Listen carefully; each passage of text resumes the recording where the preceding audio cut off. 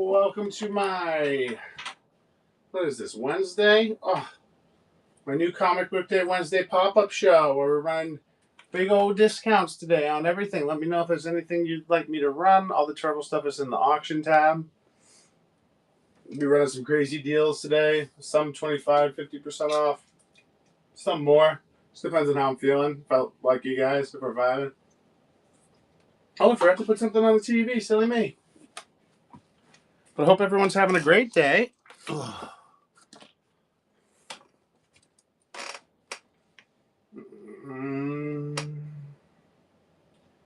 throw something on the TV for us. What do you guys want to watch? Anyone got any requests? I got to pretty much stick to YouTube videos now so that I don't get in trouble on YouTube. Because we multicast YouTube, Twitch, and Facebook.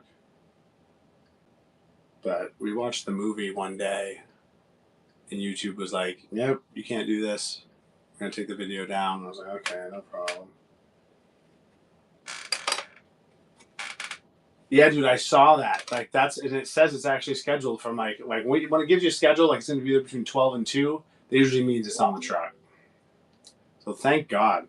Let me know about the I'm worried about the I mean, it was packed, so they could kick the shit out of it, and it wouldn't have mattered. But let me know if it arrives rough. Like, I'm curious.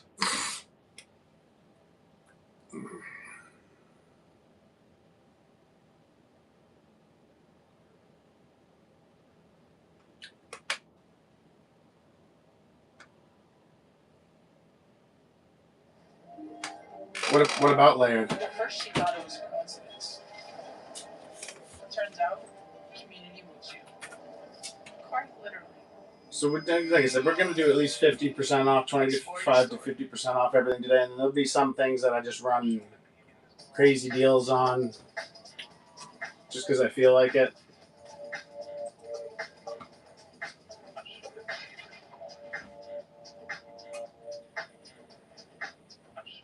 We normally run this one for $350. After the modest success of the third live-action movie, Kevin that's going to be the box with the print.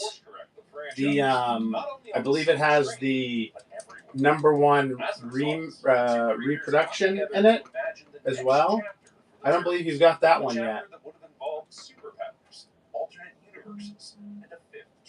And then, yeah, it also had a print in it that you'll see. You're gonna see. You're like, why is this box so big? And it's because of that fucking print. I wanted to make sure it arrived safely. But that's what I wanted you to have, that print, because you had you've got the PBBZ comic. Then you had the Paperback Bazaar like insert for the show. And I was like, oh man, if he gets the poster, he'll have the whole thing. You can do a whole Paperback Bazaar display if you wanted to. Yeah, I'm confident it'll arrive fine. I'm just wondering how they treat those boxes as they sit there. So $225, we'll do half off on this, or around half off.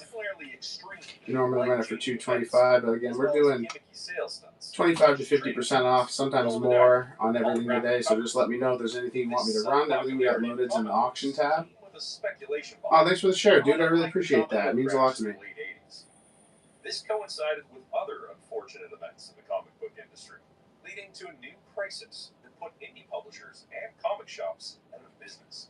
Oh, nice to see that the Discord's got a lead in the poll right now, but it's tied with YouTube, which is great because working on getting subscribers on YouTube. We've got about 14 right now, but all our show content, every time we go live, we're live on YouTube, and then I also do additional content, like I live streamed a creator panel for TMNT. It's got over 6,000 views now. Perhaps influenced by all the Silver Age characters around them getting upgrades, they decided to give some secondary mutations.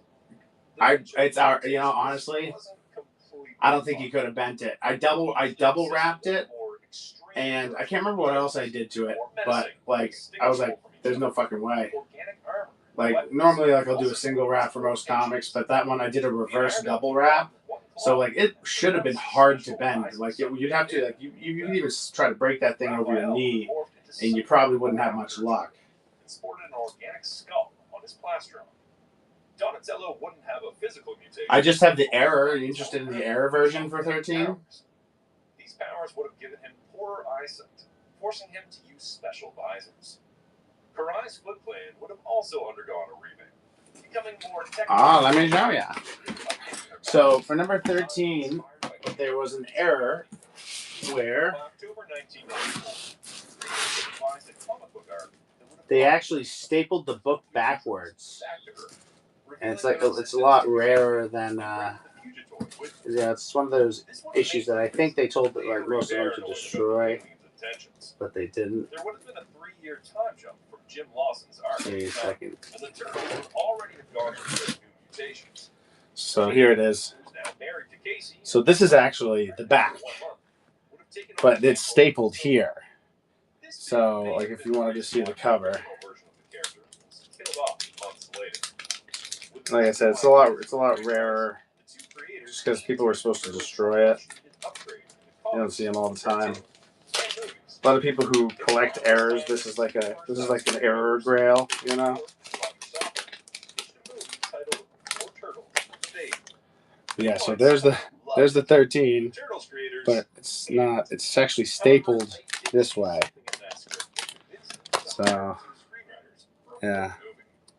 All 4 creators came together to develop a new vision and attitude. Manga style. New Line, on the other hand, announced that it would be producing the 4th live-action movie in the franchise, rather than simply. I think I'm asking 85 for this, but I'm open to offers. They would receive a share of the merchandising revenue. It's a pretty cool book. New Line also got the rights to produce further. Let me double check. It also meant that the producer of the previous films, Golden Harvest, is no longer part of the deal. While the franchise's performance wasn't that as Yeah, it's in really great shape. Just so you know, too. It's in Mylar with a full back since I got it. Yeah, if you're collecting Volume 2, it is kind of one of those you gotta have. So I run it for 85. Hold on a second. It was clear at this point that the film would carry the title "The Next Mutation."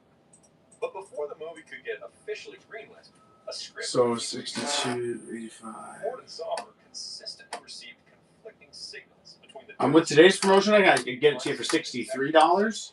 If you're interested in that. But like I said, open to work with it as well. That I can take 25% off with today's sale. From Los Angeles to Northampton to work with the writers and run the progress back to Mirage. The script introduced a 5th turtle named Kirby, after comic book creator Jack Kirby, who had passed away that year. While Peter Laird was always opposed to the creation of a 5th turtle, he agreed to it as long as Kirby's origin and nature were distinct enough from those of the main turtles. Peter even sketched several options to make Okie dokie. look different, including giving him 2 toes. No problem. All of this effort paid off, and the screenplay was finally approved by the Turtles creators. Unfortunately, New Line Cinema's marketing department ran the numbers and decided that the Turtles' Thanks for asking. Anyway, appreciate you, dude. Therefore, they decided to invest in other projects. With the New Line's option on the license lapsed, the project was picked up by the Motion Picture Corp of America. In this new phase, Eric Allard, the FX designer from the 3rd movie, was picked up to direct the film. After reviewing the latest script, Allard said he could do it with an optimistic budget of $12 million. Hello, Brian.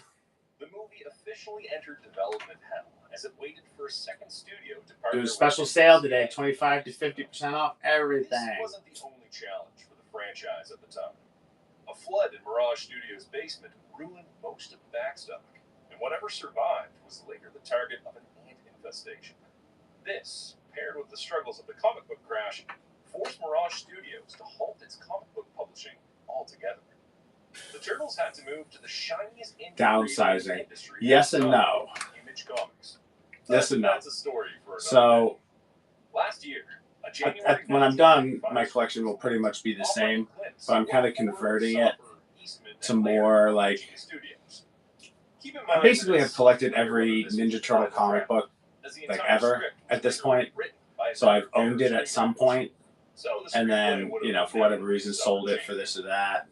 But so I'm kind of like over it as far as that's concerned. Like I don't need to collect Mirage Volume 1 through 62 or Volume 2. I don't need to collect any of that stuff anymore because I've owned it already and I let it go. You know what I mean? And I always make more money when I sell something than what I bought it for. So the stuff that I'm more interested in now is like rare, weird stuff. And like stuff that you like other people don't have, you know, even like some of the like heavy collectors, like they just don't have it because it's so weird or obscure. So basically, I listed a lot of my swag. You know what I mean? Like the Raphael, Leonardo, Donatello, Michelangelo. I have second copies of all of those, but once those sell out, I might even list those because I'm pretty sure they're all getting reprinted in the omnibuses. Which, you know, now's the time to sell them because they're going to tank once that happens. But like for my collection, like I'm trying to keep like I said, not necessarily rare, but stuff that people like I can pull up. People go, I've never seen that before, and I'm like, I know because that's the sort of shit I collect. You've never seen, no one's ever seen any of the shit I collect.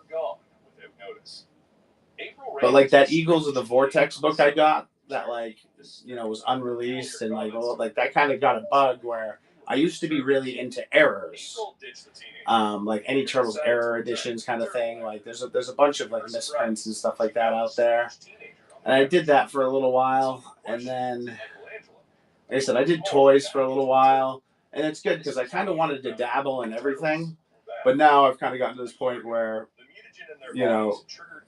The stuff I like to collect is going to be stuff that people don't see every day or didn't think to do. For instance, my project for Heroes Con, this is a guy named Michael Dooney who's going to be there. He did these figures, like he did the designs for these figures. And like not many people know that. I actually had one of our customers, I wasn't sure. I thought I had seen it somewhere, but I couldn't find out where I saw it. One of our customers went out looking, like he went on the internet and searched for it, and he confirmed that he does. He has it on his website or on his Facebook that he designed those last Ronin figures, including the Wrath. So like, I don't think I bet you there's maybe 1,000, and that's probably being generous, people in the world who know Michael Dooney actually designed those. And 2, I bet you none of them have the presence of mind to go get it signed by him. So that's the sort of thing that I think will be cool, where like it's kind of like a conversation piece too, where people are like, who signed that? And I'm like, Michael Dooney. And they're like, why'd you have him sign that toy? And I'm like, because you fucking designed it. You know what I mean?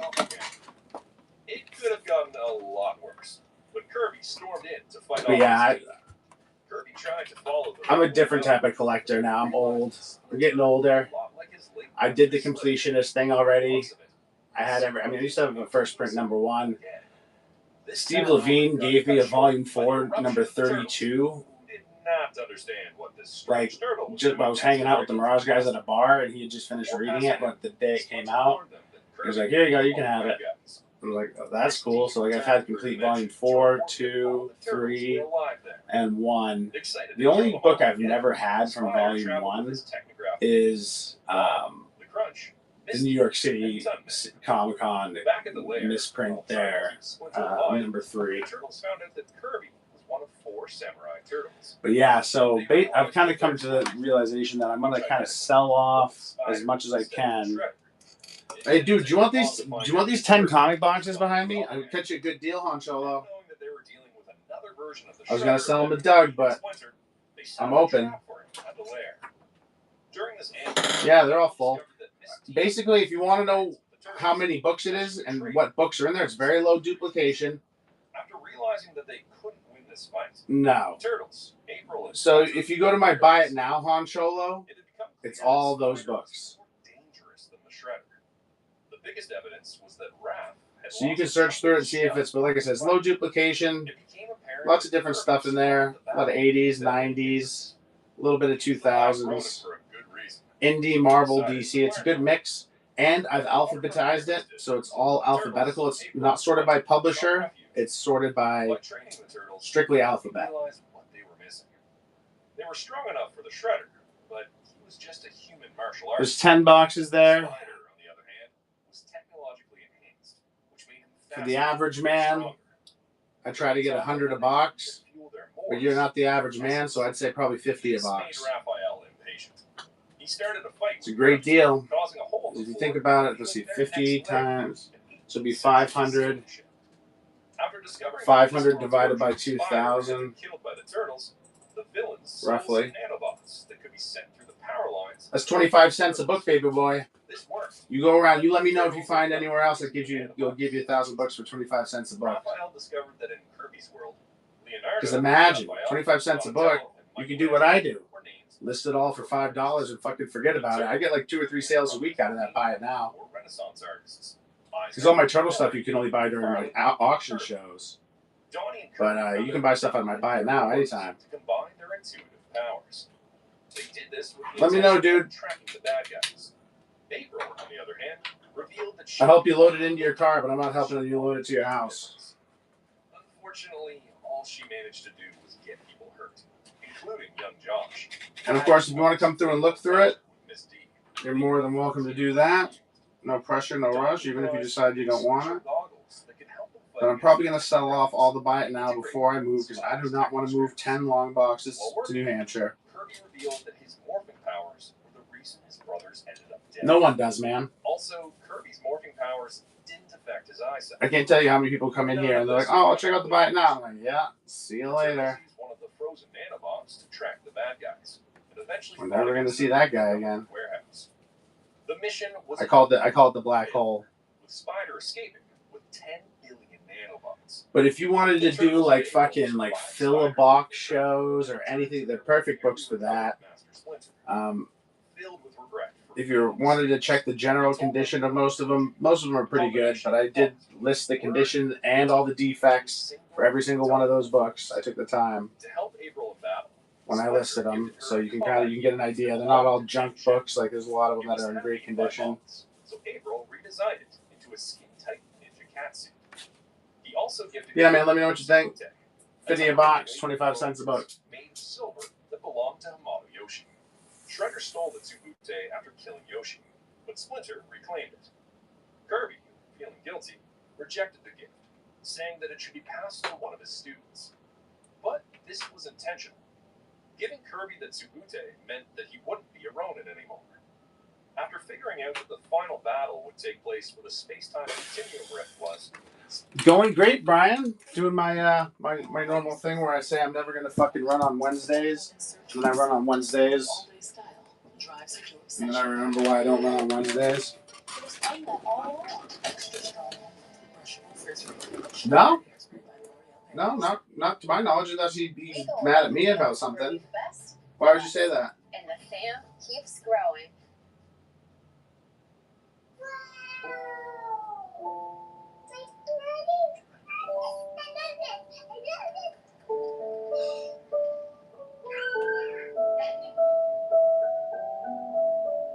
Yeah, tomorrow's Friday, baby. Hunchola, what gave you the impression that we had a falling out? Key electrolyte, plant-based flavor, zero sugar, organic sweetener, and an extreme amount of sodium. Because extremes are not for every day. But Ultima Replenisher is balanced daily hydration.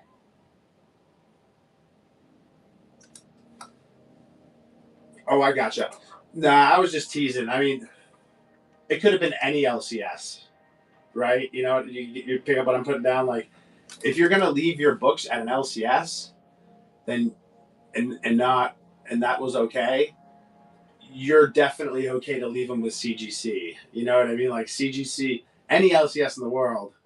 You know, I feel like they're not going to take the care that CGC will take in handling the books. Personally. Programming the nanobots to open the rift and create a ring of destruction. Right, and that's why you said you were nervous about bringing him to CGC, but that's why I was like, dude, you brought him to Doug. You know what I mean? And Doug does a good job. That wasn't meant to be like a slant on him necessarily. Like I said, it was just more generally speaking that if you're going to bring books to an LCS to have them press it, I mean, CGC is not going to. I don't think CGC does pressing there, so they're not going to press it. You're basically just trusting them to, you know, handle it with gloves and throw it in a fucking slab, which, you know. Sacrifice didn't buy them that much time. Spider stabbed him with his fist, and the rat demorphed back into his regular shape, revealing that he was Splinter. To the surprise of his turtles. Nah, dude, they're all right. So I figured it out. I picked up my sub the other day, and I asked her. I was like, so I only need to go for 2 days. Like what is? Do I just need to buy individual because they're $35 a day? And she's like, yeah, you'd have to buy the 2 days. That's $70, $35 a day. And I was like, well, how much is the 3-day pass? And she's like, $75. I'm like, so I could pay an extra $5 to get another day? She was like, yeah. I'm like, well, I'm fucking. I might as well get the fucking 3-day pass. And then I figure, I mean, I forget how it works, but if you or I think Turtley Cool's gonna be there, one of the boys, if anyone wants to just take my day 3 pass, go for it. You know what I mean? I might try to do a little thing where on the 3rd day I go to Michael Duty's table and see if he's got any fire sales for me, stuff he doesn't want to bring home. April had finally accepted Josh's invitation to have pizza at his house, and the two reconciled after she treated him so poorly. Okay. However, to confirm I'm willing to help you any way you want. Did you make an account on CGC? While making this review of the script, I had to condense the events significantly. So you did make a free account. A lot of repetition, with characters constantly going back and forth. A clear indication that this was probably not a final draft. Too much time was dedicated to the villains, to the point where I think the writers preferred them over the heroes in a half shell. Now, here are some interesting details. According to this script, the original turtle lair was located under Tribeca Street. Spider wasn't just stronger and faster than the Shredder, he also had an IQ of 452. This was probably the result of his technological enhancements. The underground galley was accessible through a turtle tube from a derelict phone booth, something that was very likely thought for playset purposes. The script explained that Oroku Nagi was the Shredder, not Saki. This could be a mistake, or an indication that these were not the same turtles from the previous movies. Before becoming a sensei, April was a reporter, like in the previous films. During the long development of this movie, both Paige Turco and Kevin Eastman's then wife, Julie Strain, were rumored to play April. As another interesting fact, this wouldn't be the last time there would be an alternate dimension version of Splinter named Sliver. Accidentally or not, the character would later appear in the 2000. So what you're going to do, man, is you'll log in. You'll see a section for submit, and you can read the how to submit if you want. But what you're going to go to is under submit. You'll go to submission forms. This set up an incredible eureka moment down the line when the turtles realized Samurai didn't need to move through the shadows because they relied on their fighting skills. It isn't clear what the personalities of the other doppelganger turtles were, but Kirby and you'll see submission forms for CGC. Click comics. To me, making Kirby an alternate version of Donatello makes sense. His existence didn't cheapen the original 4, and after his purpose was fulfilled, he returned to his world. Having said that, the turtles felt more like their comics counterparts than the previous films. I don't particularly see the point in Mikey's mutation. Whenever he transforms into a human, he acts like Bruce Lee, but nothing ever stops him from doing so in his turtle form. I'm also not sure what the approach was going to be for the special effects. Morphing animation. I'm not sure why it's not letting me pick something real quick. But I'm not sure if they were. It's like grayed out some of the. The reality is that this script doesn't feel like it was done for a budget of $12 million. For 1995 standards and this budget, this draft was unfilmable, especially given the constraints of the animatronic suits and the CGI at the time.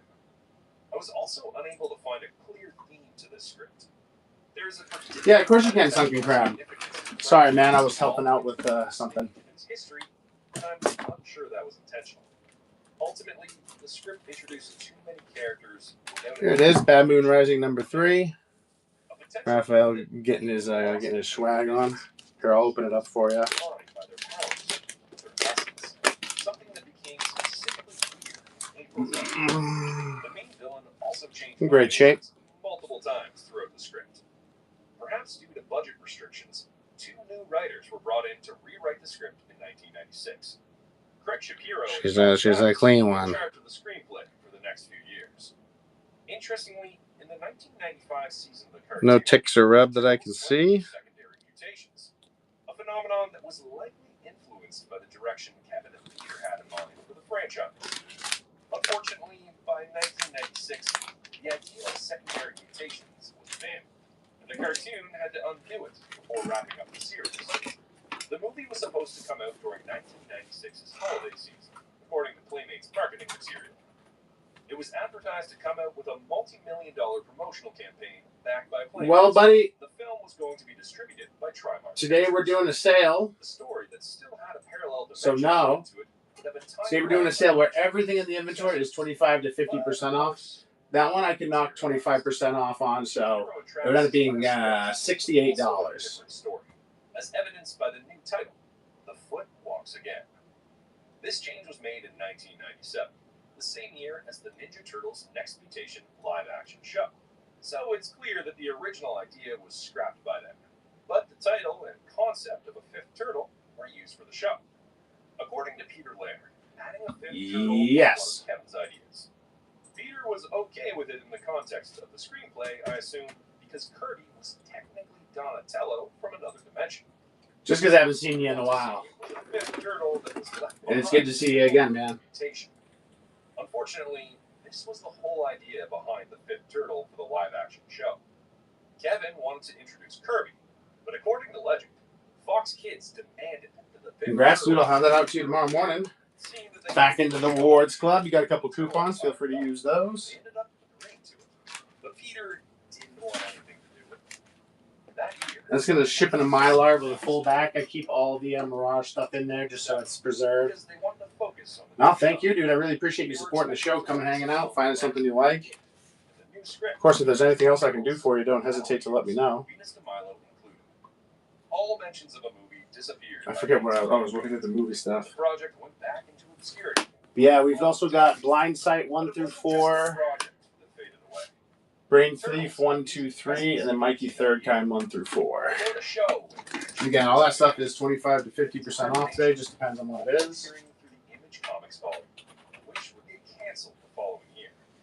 Some elements of this movie were later reused in many places. One of them was Steve Barron's project for the Hallmark Channel, where the idea of a dark turtle was going to be reused.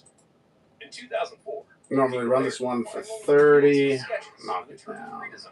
In his Planet Racers page, and later in his blogs, Peter would make Raphael go through a similar unnatural mutation into a monster reptile nicknamed Gamma-Raph.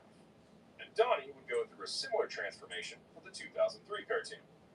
Many ideas from that 1994 comic book arc would also find their way into Peter's Volume 4. The secondary mutation designs were later popularized when they were included as unlockable concept art in the TMNT Smash Up video game. As of this writing, we know the other two scripts are out there because they were auctioned. I'm hoping that someday we'll get to know more about the later scripts. So, what do you think about this missing chapter in the Turtles' history? Do you think it would have made sense to give the Turtles secondary mutations? Let me know in the comments. Thanks for watching. See you in the sewers.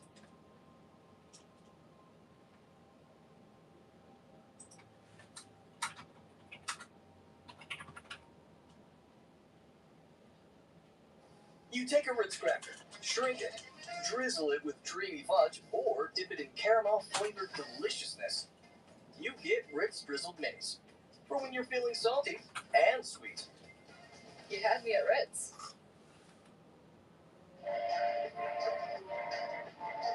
Ready to start Of course, guys, if there's any toys anyone wants, let me know. I am definitely willing to work with anyone on toys. There's a lot of wiggle room there. Open to offers of whatever you may be thinking. This one is actually published by Tundra. 25. We normally run that for 40. Out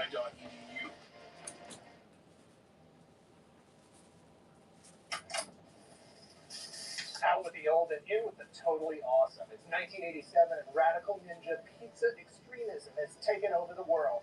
Hi, I'm Dan Larson, and this is the history of the Teenage Mutant Ninja Turtles.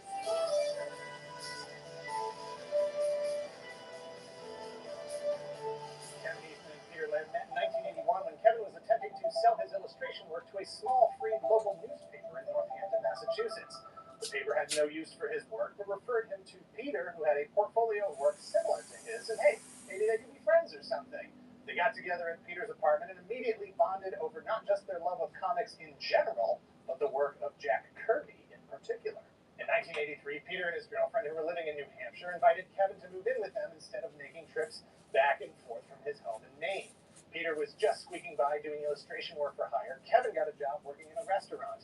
Living together meant they could set up a little studio, even if in name only, and try to sell some of their collaborative comics work to a publisher. And thus began Mirage Studios, so named because it wasn't actually a studio. It was like a couple of desks and a phone in their apartment with a logo.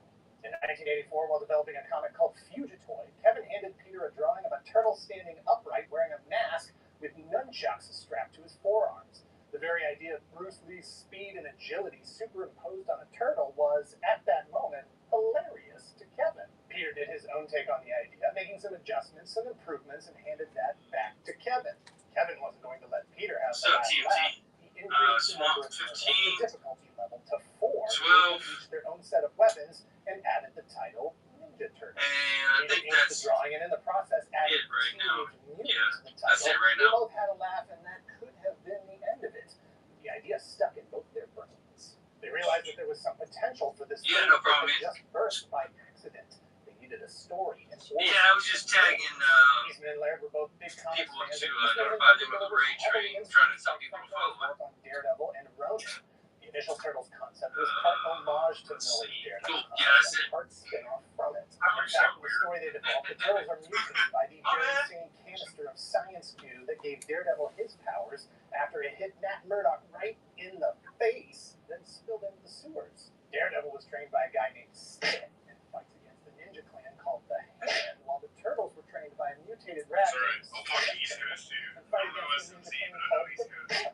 Easton and Laird originally wanted their Turtles to have Japanese names. Unfortunately, they couldn't come up with anything that sounded legitimately Japanese enough, so they turned to a book on the Italian Renaissance they had in the studio and settled on Leonardo, Michelangelo, Donatello, and Raphael. Using a combination of income tax returns, a few $100s in savings, and a generous loan of Doing great, $1,000 JT. to Kevin's uncle, the first issue of Teenage Mutant Ninja Turtles was published in black and white in May of 1984. And so they sat. 3,000 books, in the living room. Stacks of them. They had books, they had creative control, and they had stacks and stacks of books. They had just enough money left over from printing the books that they took out an ad in Comics Buyer's Guide, hoping they could sell some books by a mail order. They sold just enough to attract the attention of some distributors, and within a few weeks they had sold through Doing good, dude. We're running a 25%, 25 to 50% off clearance sale today. which also sold out. After a few months We did our toy show yesterday. Now we're doing comics again. I'm just running through some of the movie stuff. How's your day going, man? Full time, making their own comics, publishing them through their own imprint, having full creative control, and making enough money was a genuine reality.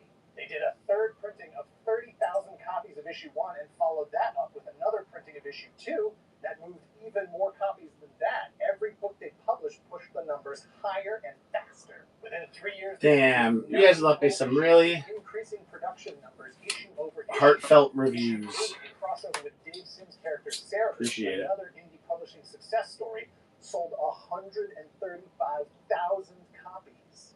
To put that number in perspective, in March of 2018, Amazing Spider-Man issue 797 sold approximately 128,000 copies. Well, that's not too bad. It means you get to hang out with me. Spider-Man in 2018. Right? To move 135,000. Who doesn't like hanging out with little looking? Independent, self-published, black and white comic book in 1986 or 2018 is absolutely unheard of. The Ninja Turtles phenomenon had already begun to take on a license. They started licensing the Turtles out for products beyond their own comics, including their role-playing games and books. But the big deal came when they were approached by Mark Friedman.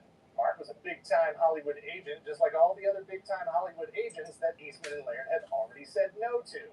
Everyone came to them promising them the moon, but the duo were extremely protective of their property after having seen other industry professionals get taken advantage of. This time, they gave Mark a chance. Yeah, we just chill and I run stuff for random prices. Like some things half off, some things 25% off, some things 75% off. Good deal that worked for them. Mark connected them with I decided if we get a raid, that would represent a quantum leap in exposure. I'm gonna dollar start some crazy shit. Interested as Playmates was in making Ninja Turtle toys, they balked at the idea of selling toys. Man, best raid ever, man. Tell you what, it was New Year's Eve. New Year's Eve and SMZ raided me with like 100 people, man. I didn't know what the fuck to do. Somehow make it even easier to tell the four turtles apart. It was like 1 in the morning or something like that. I was like, what? In December of 1987, the basic concepts of the turtles' origin were still there, but heavily softened. Where they previously all wore red masks, each turtle had been assigned their own color and initials were added to their belt buckles. Viewer demand resulted in 13 new episodes beginning in October of 1988, with the action figure line hitting store shelves in advance of the 1988 Christmas and pizza retail season. Playmates would go on to sell, I have the number. So, the number really Quite a while. They sold a lot. Quite a while, but unfortunately for me, which was silly, I didn't think, which I've done every single time since, but I missed the ball on not putting up a giveaway. Like, if someone raids you with that many people, you should be putting up a giveaway. It doesn't matter what the fuck it's for. Like, that's what SMZ. Most of the big sellers have raided me at least once. Yeah. So I forgot to put up a giveaway, and I was just running stuff. And like some of those people bought some stuff, but it was like I totally missed out on the followers with the giveaway. With that kind of success comes the need for lots and lots of lawyers. Eastman and Laird found themselves. It's true. You were all sleeping, quiet as a mouse. You all were. To fight back every. Because I'm the only person crazy enough to run a show from 6 p.m. to 6 a.m. They had created the Turtles years before, and Eastman and Laird stole their ideas. People making unlicensed products, and even people buying up the rights internationally before Eastman and Laird could, and then extorting the license back to them in order to avoid further legal costs, trying to prove that it was actually their license to begin with. In 1990, with a budget of Christmas Eve and New Year's Eve, man, I ain't doing shit for the rest of my life. I'm gonna, you know what I'm doing for New Year's Eve and Christmas Eve every year now? Fucking running all night whatnot shows. Dude, I did like $3,000 of sales on Christmas Eve, and then I did another like $4,000 on New Year's Eve, which is fucking crazy, dude. Fucking crazy. Good show to me. We do $300-400. I'm like, all right, you know, it's worth my time. $100 an hour. You know, worth $1,000 for 4 hours. Not bad. But those two shows, man, I think everyone was fucking chilling with their families, blah, blah, blah, this and that. I was the only, like, if you typed in TMNT, like, it was like just looking for TMNT. And, like, dude, people were going fucking crazy, man. Like I said, I've never seen anything like it. Continuity as the movie universe called Ninja Turtles: The Next Mutation debuted. Next Mutation expanded the turtle roster to include their sister, Venus de Milo. It only lasted 1 season, but they did have a crossover with Power Rangers in space. And that's some pop culture wish fulfillment right there. That's funny right there. At least a little recognition. In 2000, Kevin Eastman, looking to pursue other creative ventures, sold his ownership rights of the Turtles to Peter Laird and Mirage Studios. He had never imagined that the Turtles could have taken him as far as it did, and certainly had not imagined that he would be spending his entire life working on it exclusively. In 2003, a new Teenage Mutant Ninja Turtles animated series rebooted the franchise, a bit darker in tone than the 80s and 90s version. It ran 6 seasons through 2009, culminating in a feature-length TV movie called Turtles Forever, which just happened to coincide with the 25th anniversary of the franchise. In 2007, the 4th Turtles feature film, simply titled TMNT, was released. It was a departure from the live-action films of the 90s, but still tapped into the turtle-loving moviegoers to the tune of $95 million worldwide. In 2009, Peter Laird and Mirage Studios officially sold all Teenage Mutant Ninja Turtles rights, domestic and international, to Viacom, who just so happened to own Nickelodeon, and all of that is owned by CBS. 2012 would see the 3rd animated series called Teenage Mutant Ninja Turtles broadcast from its new home at Nickelodeon. It ran for 5 seasons with a total of 124 episodes through 2017. Oh, yeah. I think I got 30 or 40 new followers. And like I said, I totally botched it, and I still got a good amount of followers off of it, so it was good, yeah. Yeah. Brought to you by the guy who had already turned the Transformers. And he's cool, man. He likes for whatever reason, I don't know why. But that dude likes me a lot. Like every time I go into his shows, he like stops and he goes, "Oh, guys, it's looking for TMNT. Everyone go follow looking for TMNT." And I just go in there and he does that. There's a few sellers who are like that. Was it JC and I was in an action figure show the other day, and I was bidding on a turtle com, and this other guy outbid me. Ended up paying like $40 for it. I was like, I'm not paying $40 fucking for a turtle com. This guy outbid me, and the seller goes, "Oh, what's up, Hulk 209? Never seen you in a while, man. I hope you've been well. Good to see you, man." And he goes, "Oh man," he goes, "I was hoping to get some of that looking for TMNT money." He goes, "I'm in that guy's stream all the time. He's got the craziest setup, and like, but you guys should follow looking for TMNT." And I was like, "Who is this? I don't even know who this guy is." Like, I don't think I've ever interacted with him. Yeah, someone else, I think it was Ryan, I think, said that they were talking about it at like a Starbucks, and someone was like, "Oh, I know, looking for TMNT." And I was like, "Whoa, we're getting up there now." You know where and when you saw it, what you had to eat for lunch that day, and how many things you ninja kicked in the lobby afterward. It is responsible for helping jumpstart a silver age of comic book movie adaptations and super boosting what was already one of the most popular franchises around the world. Hi, I'm Dan Larson, and this is the history of Teenage Mutant Ninja Turtles, the movie. Yeah, I don't know.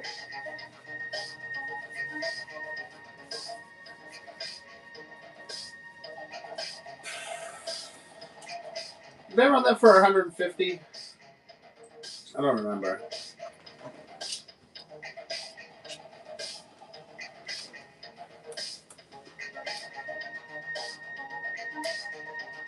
Teenage Mutant Ninja Turtles is a feature film released in 1990, adapted from the comic book series that began in 1984, the cartoon that began in 1987, and the toy line that began in 1988. Many fans believe that it is still the peak of live-action Ninja Turtle representation to this day. Match day. Let's go. O'Shea. That's the play. Tom's stealing our treats again. And if any of you guys want to do like a flip through of the inventory, I can go and just flip through the boxes real quick instead of running stuff one at a time. The slabs, I can't really do that so much. But I figure once we're done with slabs, if you guys want me to flip through the inventory, I've been doing that recently where, we can run through the rack, but at the same time, I can just flip through the books we have. And you guys can let me know if there's one you want me to stop and claim.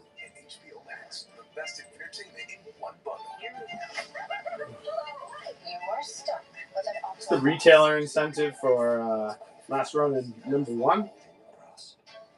Eastman, obviously. So with all these Hilton Honors points, I could stay for free. Normally run that one for 200. Yep. Hilton Honors, babe. Ooh. What about the canopy in Paris? Babe, Hilton Honors. How long has that been here? And there's no blackout dates. Hilton Honors, baby.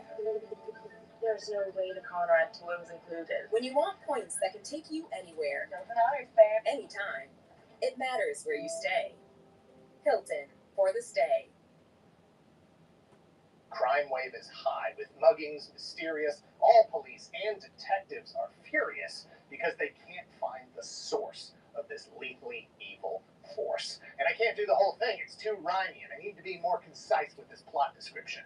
Investigative journalist April O'Neil is on the story, attempting to figure out what's going on, not only with the coordinated assault on private property, but the strange new team of heroes that saved her when she got a little too close to exposing the criminals. Turns out the kids of the city are being indoctrinated into a crime cult called the Foot Clan.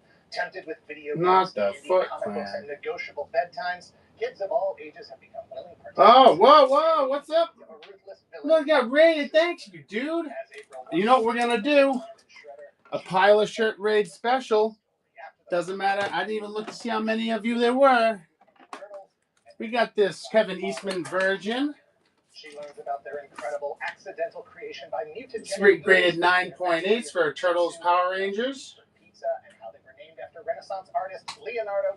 Welcome in, guys. Thanks so much for hanging out with us. If anyone wants it for $1, let me know. We'll put their lives on the line to expose Shredder and the Foot, settle debts, and figure out how to live as otherwise normal teenagers in a world that at least partially. Ooh, you're in for $1. Will it go in the Hall of Fame? I got a Hall of Fame for stuff like this. Kevin Eastman and Peter Laird created and published the first issue of Teenage. Hey, congratulations, buddy. Just a few years. You guys just see that guy get a slab for $1? Isn't that fun? If you could actually find one to purchase. In 1987, Playdates Toys licensed the Turtles for a line of action figures and began developing an animated series to promote it. By 1988, But congratulations, dude. I'll have that out for you tomorrow morning. Of Turtle Madness. Comics, toys, cartoons, the Ninja. Yeah, of course. That beats the record. That's what we have in our Discord channel. We have a Hall of Fame for stuff like this, or stuff sold cheaper than you'll ever see it anywhere else. So you probably won't ever see that slab for $1 ever. And this is going right in there, baby. Hey, no tips. No tips. This is a pile of shirt exclusive deal.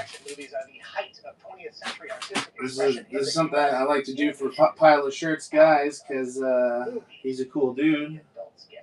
And I hope you guys follow, and because we're always updating our turtle stuff. We've got a lot of different turtle stuff, and we'll be moving to New Hampshire soon and working with a store that does a lot of turtle stuff. So yeah. Let's see what else we got. You guys want to do some dollar starts on some crazy stuff? A dumpster fire in a park. Legend has it that one of the earliest pitches for a Ninja Turtles movie came from prolific filmmaker. You guys want to learn how to hurt people with size for $1? Shot at it, the idea that it would have realistically featured Sam Kinison, Bobcat Goldthwait, Gallagher, and Billy Crystal painted green and wearing turtle shells. But if you're still there, Pyle, thanks so much for the raid, man. It means a lot to me. Like I said, try to take care of your dudes with some fun stuff like dollar starts on slabs.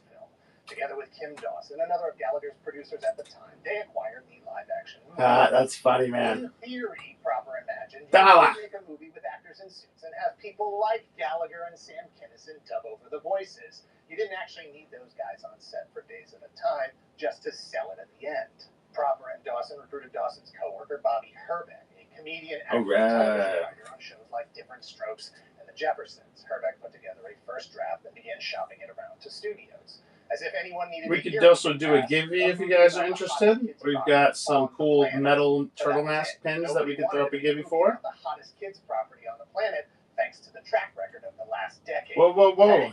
Hey, listen, I'm not complaining. Thanks, Howard Duck. Thanks, Clark Superman. At the time, Bobby Herbeck was working on a project for Golden Harvest Company, a production studio in China that made a bunch of movies starring Bruce Lee, Chuck Norris. All right, let's do one more dollar start, and then we'll see what's going on if anyone's interested in the games. DeLuise, is it Cannonball Run? Oh, yes, obviously. The LA-based head of production for Golden Harvest, Tom Gray, had previously hired Bobby Herbeck to work on an American version of the Let's do it. show Are You Being Served? Batman Turtles Adventures Blank. Might be a fun one for someone who wants to get something like that drawn up. Until Herbeck wanted to ask his 10 and 12-year-old kids if they had any thoughts about the Ninja Turtles. Dude, I thought the slab was gonna go. I was like, that's funny. And then that guy bit on. I was like, that's fun. Gray realized that this was exactly the kind of project Golden Harvest could pull off. It's just more stunt guys in rubber suits doing ninja moves. The kind of thing that Golden Harvest was uniquely positioned to not only do. Ooh, Ryan's in there. Here he goes. $1. June of 1988, just 2 months after Tim Burton went into pre-production on Batman, Gray got the green light from Raymond Chow, the owner of Golden Harvest. Ooh, look at that. Congratulations, bud. Eastman and Laird in Northampton, Massachusetts to get a quick sign-off. Couldn't happen to a better guy. Developing the suits, locking down locations. Nearly 2 months later, Herbeck emerged with a version of the script that both Eastman and Laird felt was good enough, authentic enough. Welcome to the Rewards Club, dude. You get a couple of coupons. Working on a film for Golden Harvest, heard about the Ninja Turtles project and recommended Steve Barron as a director for it. Barron had made a name for himself directing music videos. Michael Jackson's Gene, Aha's Take On Me, Dire Straits. So we'll throw up a giveaway here. And a video for Super if I can find. Is it Cannonball? It was. Barron was interested, but didn't want to make a regular old kung fu movie. No, I gotta find him now. Comic book movie. He wanted to make an authentic Ninja Turtles movie, grounded, real, not as bloody and violent as the comics, true to the spirit of the comics, something totally like. So we've got these cool Ninja Turtles pins. They're made of metal, and they got a little mask. You can decide if it's Raphael or a Mirage Turtle. But I'm gonna give you for this one of those bad boys. Like I said, they're really good quality, like metal. And then that's it. That's all piles go. That's my pile celebration. It'll be over after this giveaway. Was tasked with reconciling the new approach to the script. In order to make the kind of movie he wanted to make, Barron knew he was going to need the best puppeteers in the business, because the suits the actors were going to wear as the Ninja Turtles were going to need more range than just ninja kicking and ninja punching. They were going to need ninja emoting. The Ninja Turtles needed to be relatable, to be real. Good luck, everybody. Expressions, to be able to Giveaways up. Emotion without speaking, but they also needed to look good speaking. Or it should be. His portfolio of music videos, Barron had directed episodes of Jim Henson's Storyteller, which showcased the Henson now it's up. Fantastic storytelling, but also allowed them to push the envelope of practical visual effects, namely characters that were puppets or human puppet hybrids. Barron met with Jim Henson and reassured him that despite what was in the original comics, the movie wasn't going to be all about violence and bloodshed. That he, Barron, was going to make it about the heart and soul, the love of this very strange family and their place in the world. Once Henson was convinced that it wouldn't damage the legacy of his name or the creature shop, he got excited about the technical challenge, the potential to develop new technologies and never-before-seen visual effects to bring these characters to life.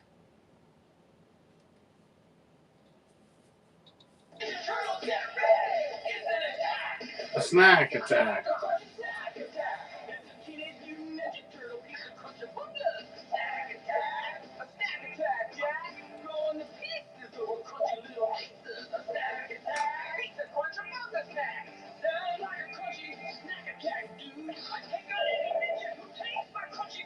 I do bundle, yep. Yep, if you let me know what you're looking for, I can pull it, and we can work out a bundle price for you. No problem. Barron and crew were going to need more money. The $3 million they had was about what it was going to cost just for Henson to do the suits. On top of that, just a few weeks before they were supposed to start shooting, the distribution deal they had was canceled when Barry Diller replaced Leonard Goldberg as CEO of 20th Century Fox. The production. Just let me know what volume 5 you're looking for. I'll pull it. 6 feet 8. It would eventually settle in around. We can work out a price. $13 million. They managed to pull in New Line Cinema, more money from Golden Harvest, and whatever else they could find laying around to get the cameras rolling. Some of the shooting would take place in actual New York City, but North Carolina was going to have to be a substitute for most of it. Oh yeah, that mask pin giveaway is just for followers. So the state was in possession of the De Laurentiis. Feel free to just give us a follow and join in on that bad girl for the Turtles mask pin. Production in there as soon as possible. The Ninja Turtles were the stars of the film, and they were going to be played by suit actors and stunt people. The feature human roles would go to actors that were right for the roles and, more importantly, right for the budget. April O'Neil was played by Judith Hoag, who had appeared in movies and television, shows like Spencer for Hire and the ABC soap opera Loving. Elias Koteas played Casey Jones, James Saito as Shredder, Toshishiro Obata as Shredder's Lieutenant Tatsu, Michael Turney as Danny Dan Pennington, Jay Patterson as his father, Charles. Copy that. Let me take a look. Fresh-faced Sam Rockwell as just gonna work on pulling those for you, man. Just give me a second. Michelin simply took on the physically challenging turtle suits, as well as the mental and emotional stress that came with them. 70 pounds of plastic, foam, rubber, and electronics, compounded by the suffocating restriction of air, the lack of ventilation, and the constant feeling of claustrophobia. According to Jim Henson, the hero suits, with animatronics and batteries stored in the shells, designed to operate wirelessly, were the most advanced creature designs they had ever developed. A second set of stunt suits were far less complex for use in fighting and action scenes. It took 18 weeks to bring the suits from concept to shooting. Each of the suit actors spoke their dialogue for their characters during shooting, carefully choreographed with the puppeteers operating the animatronic facial expressions. Finding out later that only one of them, Josh Pice's Raphael, would actually have their dialogue made into the final cut. Ultimately, Brian Tochi would voice Leonardo, Robbie Riss would voice Michelangelo, and Corey Feldman took on the role of Donatello. Splinter's puppeteer Kevin Clash also provided his voice. So, Joe, I think the 27 you were looking at is actually it's a retailer incentive, just so you know. Successful projects are simply the ones that can navigate the budget the best, make the proper sacrifices in the right places at the right time. Steve Barron was making a film that felt the way he wanted it.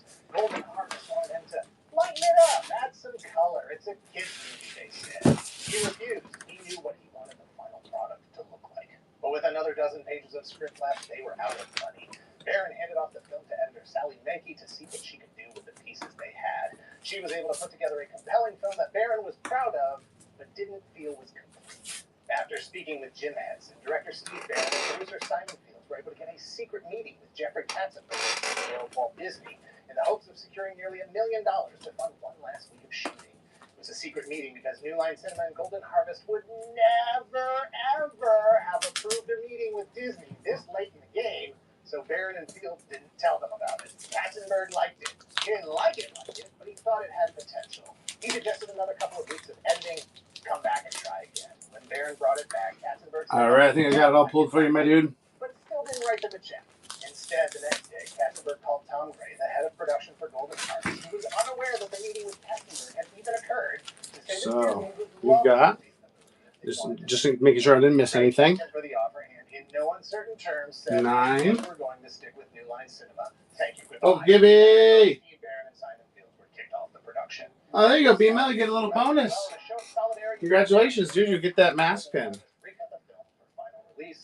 13. 15. You can make all kinds of things for people who follow your thing. 19. The thing that makes anything a thing. 27. Safelight can do just about anything your windshield needs right 24. in your driveway. Go to safelight.com. 23. Introducing Subway's new fresh value menu. 42. Protein pack choices all for under $5. 50. 6-inch deli base $3.99. Protein pockets $3.99. 53. And a 6-inch sub of the day $4.99. 57. Always available And every 59. single day. I think that's all of them. Tired of untamable frizz? Forget the flat iron. New Everpure Iron Sleep by L'Oreal Paris. Our first salon-inspired smoothing routine. Formulated with sleep care complex with alpha acids for humidity-resistant style and 7 days of frizz control. Everpure Iron Sleep by L'Oreal Paris. Anticipation for the Turtles movie was through the roof. 27, I believe, is the one that was the. It's a retailer incentive. Let me double check.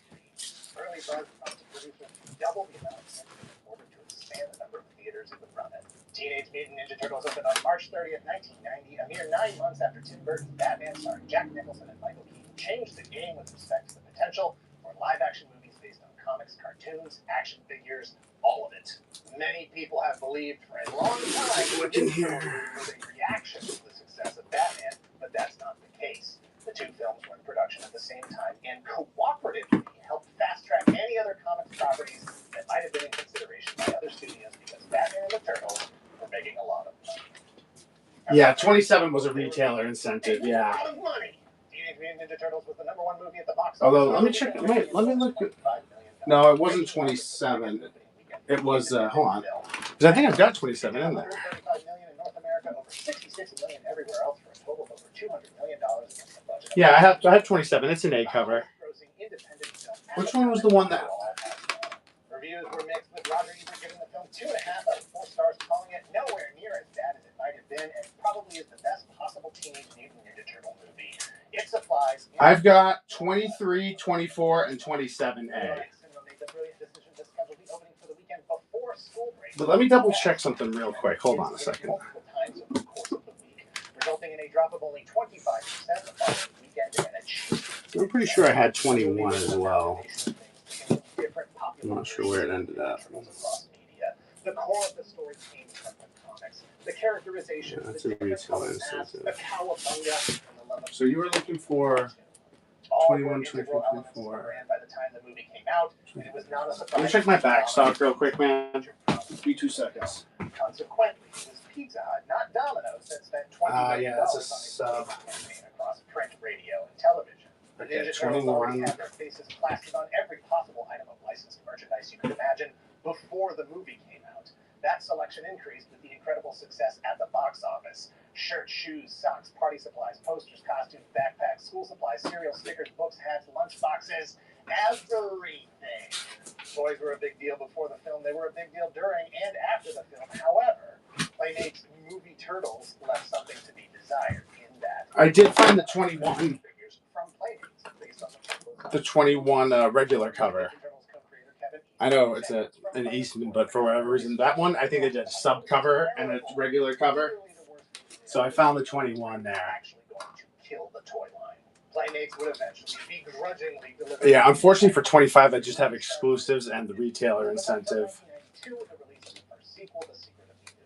And even then, the turtles look like the regular Playmates action figures, but with real rubbery reptilian. I can double check real quick. Ninja Turtles was released on VHS through film. Yeah, that skips and right in through. October of 1990, it hit DVD for the first time in September of 2002. In 2009, it was released again on DVD and for the first time on Blu-ray in the 25th anniversary of the comic book special edition box set. As of this video, it's available to stream on Netflix and HBO Max. So I think with that, we did get you In October of 1990, the Turtles went on a road 23. concert tour, the Coming Out of Their Shells tour. So yeah, we do have 23, 21, 24 for you at this point. What we will say here is that the technology pioneered for the suits in the films and the resultant boiling over of the franchise gave birth to all that. Teenage Mutant Ninja Turtles 2, The Secret of the Ooze, opening in the U.S. Yeah, the only 25 I have is no bueno. Familiar but different. It's a retailer incentive or Judith Hogue, who took issue with the amount of violence in the first film, thought that or an exclusive cover. Because of it. And she spoke to the producers about it, and they disagreed about that and a lot of other stuff. And April was recast with Paige Turco for Secret of the Ooze. A third film followed 2 years after that. Let me know if there's anything else you're looking for. We do have exclusives for like 1 through 4. I don't know if you're into exclusives yet, but like the Jetpack exclusives are pretty cool. So like this number 1. The next year, in 1997, the Ninja Turtles showed up in a live-action series using simplified movie suits and a fifth turtle. And let me know if there's anything else you're looking for. I can help you with. Everyone to take a step back for a bit and let this whole Ninja Turtles thing cool down. There have been multiple comics and cartoon series based on the franchise since then. Thousands of action figures, a new fully CG animated feature film. Yeah, he did a really good job with that. Action movie franchise kicked off in 2014, starring Megan Fox as April O'Neil, Will Arnett as Vern Fenwick, and Tony Shalhoub as Splinter. In 2016, Playmates revisited the 90s movie franchise for a set of deluxe action figures using the molds from their classics collection. While certainly more screen accurate than their previous releases in 1992, they fell short of fans' expectations. Those dreams finally came true in 2017 when NECA Toys released 18-inch quarter-scale versions of the Turtles as they appeared in the 1990 movie, highly detailed, incredibly accurate representations with articulation and their weapons. Gonna run out of room here, but got 61, 62, 63, 64, and 66. I'm a little nervous that they won't all fit. The figures are so good, my ideal turtles, that they prompted me to stop collecting turtles. Okay, because for me, I think we're good. Nothing could possibly top them. In November of 2020, Slash Film reported that the original writer. I'm gonna take the 61 off just to make me nervous. Having conversations with original director Steve Barron and Jim Henson's son Brian about potentially producing a new live-action movie set in the same universe as the 3 previous films. Well, it seems like most of those books range from like 15. Some of them are even more expensive. Let me count. Did you have an idea in mind of what you were thinking? Because I can tell you what the retail of it is. Paramount Pictures to be produced by Michael Bay, Scott Mednick, Andrew Ford, Brad Fuller, and Neil Walker. While it's not impossible that the original live-action universe could so they go between $10 to $15. Some of them are a little more expensive than that. Like the, for instance, like the covers for there's a bunch of $15 ones in there. What I was thinking is, let's see how many books we got. 6, some more successful than others, none as successful as Batman or the Ninja Turtles. Teenage Mutant Ninja Turtles was the last film Jim Henson worked on before his death. He passed away in May of 1990. Any concerns he had about the project damaging the Creature Shop or the Henson name. So there's 17 total books here. Like I said, a bunch of them are $15 books and a few $20 books. But I was going to say, let's just let the whole thing go for, how many did I say it was? And for 93 minutes, believe that they are real. The seemingly impossible task helped legitimize the entire genre, if even for a short time, in the face of previous failures. 15, 16, 17. So I was thinking $10 a book, so it'd be $170 altogether, shipped tomorrow. Teenage Mutant Ninja Turtles work because the presentation is believable. So that would be, yeah, like I said, $10 a book. We're gonna make it nice and easy. It'd be $170. Television and comics to cross over into our world. Rock and roll heroes with less than a half shell. Like I said, some of those are 15, some of them are $20 books, just to coming out of their shells.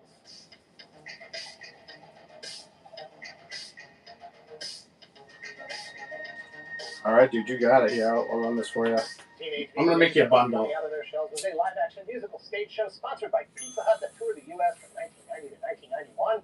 It was inspired by the Ninja Turtle cartoon, toys, and comics, bolstered by the success of the 1990 movie, and sold over 3 million records in the process. Coming out of their shells refers to the Ninja Turtles' desire to get out and meet their fans in our world, the real world, and let them see the real turtles. To find out who they are when they aren't ninja-kicking foot soldiers or battling Shredder across dimensions. Leonardo, Donatello, Raphael... I'm making just a lot here.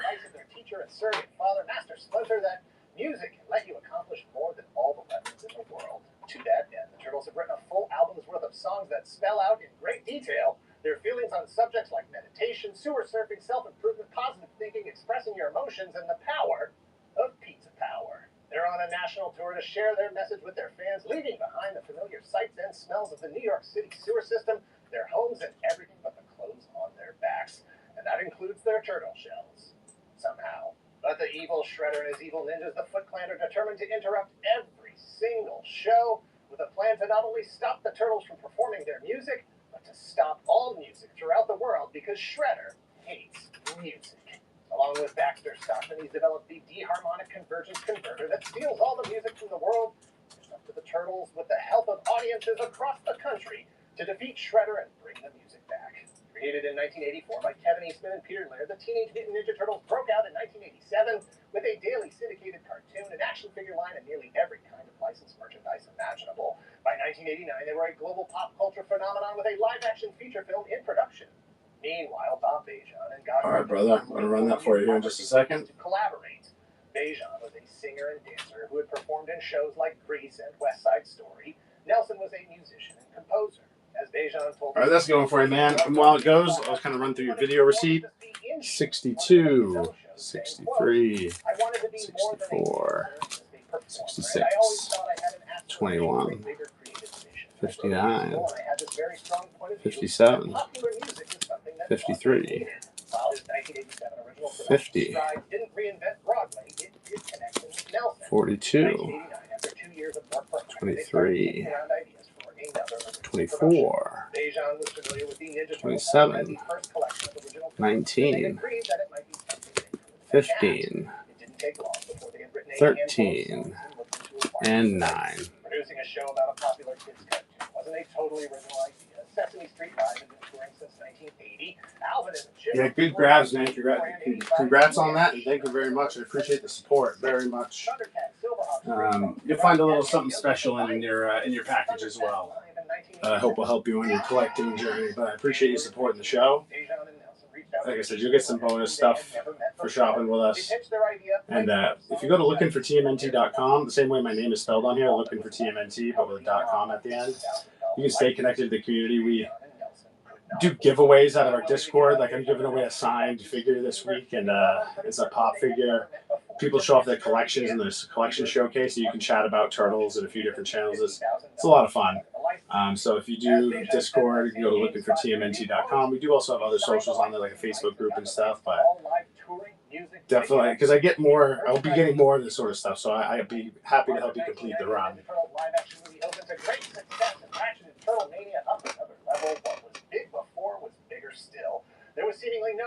Thanks, Athena. That means a lot. I do. This stuff will be shipped out tomorrow morning, and I like to surprise people with fun stuff, so... Them kind words mean a lot, Athena. Thank you. And how? Yeah, I'm doing good, Athena. I hope you are. Athena, guess what? I sold a slab for $1 today.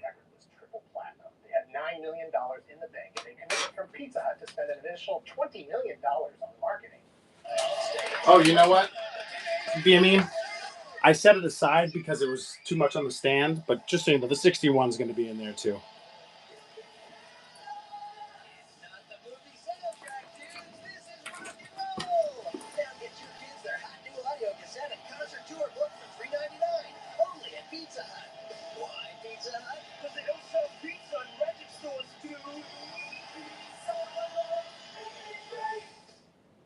Like the Muppets and Alf before them, Bejan and Nelson wanted to maintain the illusion that the Turtles were real. The singers who actually... You want me to do it with the 9.6 retailer incentive, eh? Athena, you know everything's 25 to 50% off today. If we get a bunch of people in here, I'll do it. I'm not afraid. human shredders, I hate music. While But I could also sell it to you for 25 to 50% off. Anything is 25 to 50% off today. Please buy some of these fucking toys, somebody. While it was mostly mundane, it allowed the turtles to perform multiple I sold like 10 NECA figures last week for $5 a piece. One of the turtles you like more than You the know? others? I mean, like, is there anything like romantic or anything? Shit happens in here. Shit happens in here. People don't understand.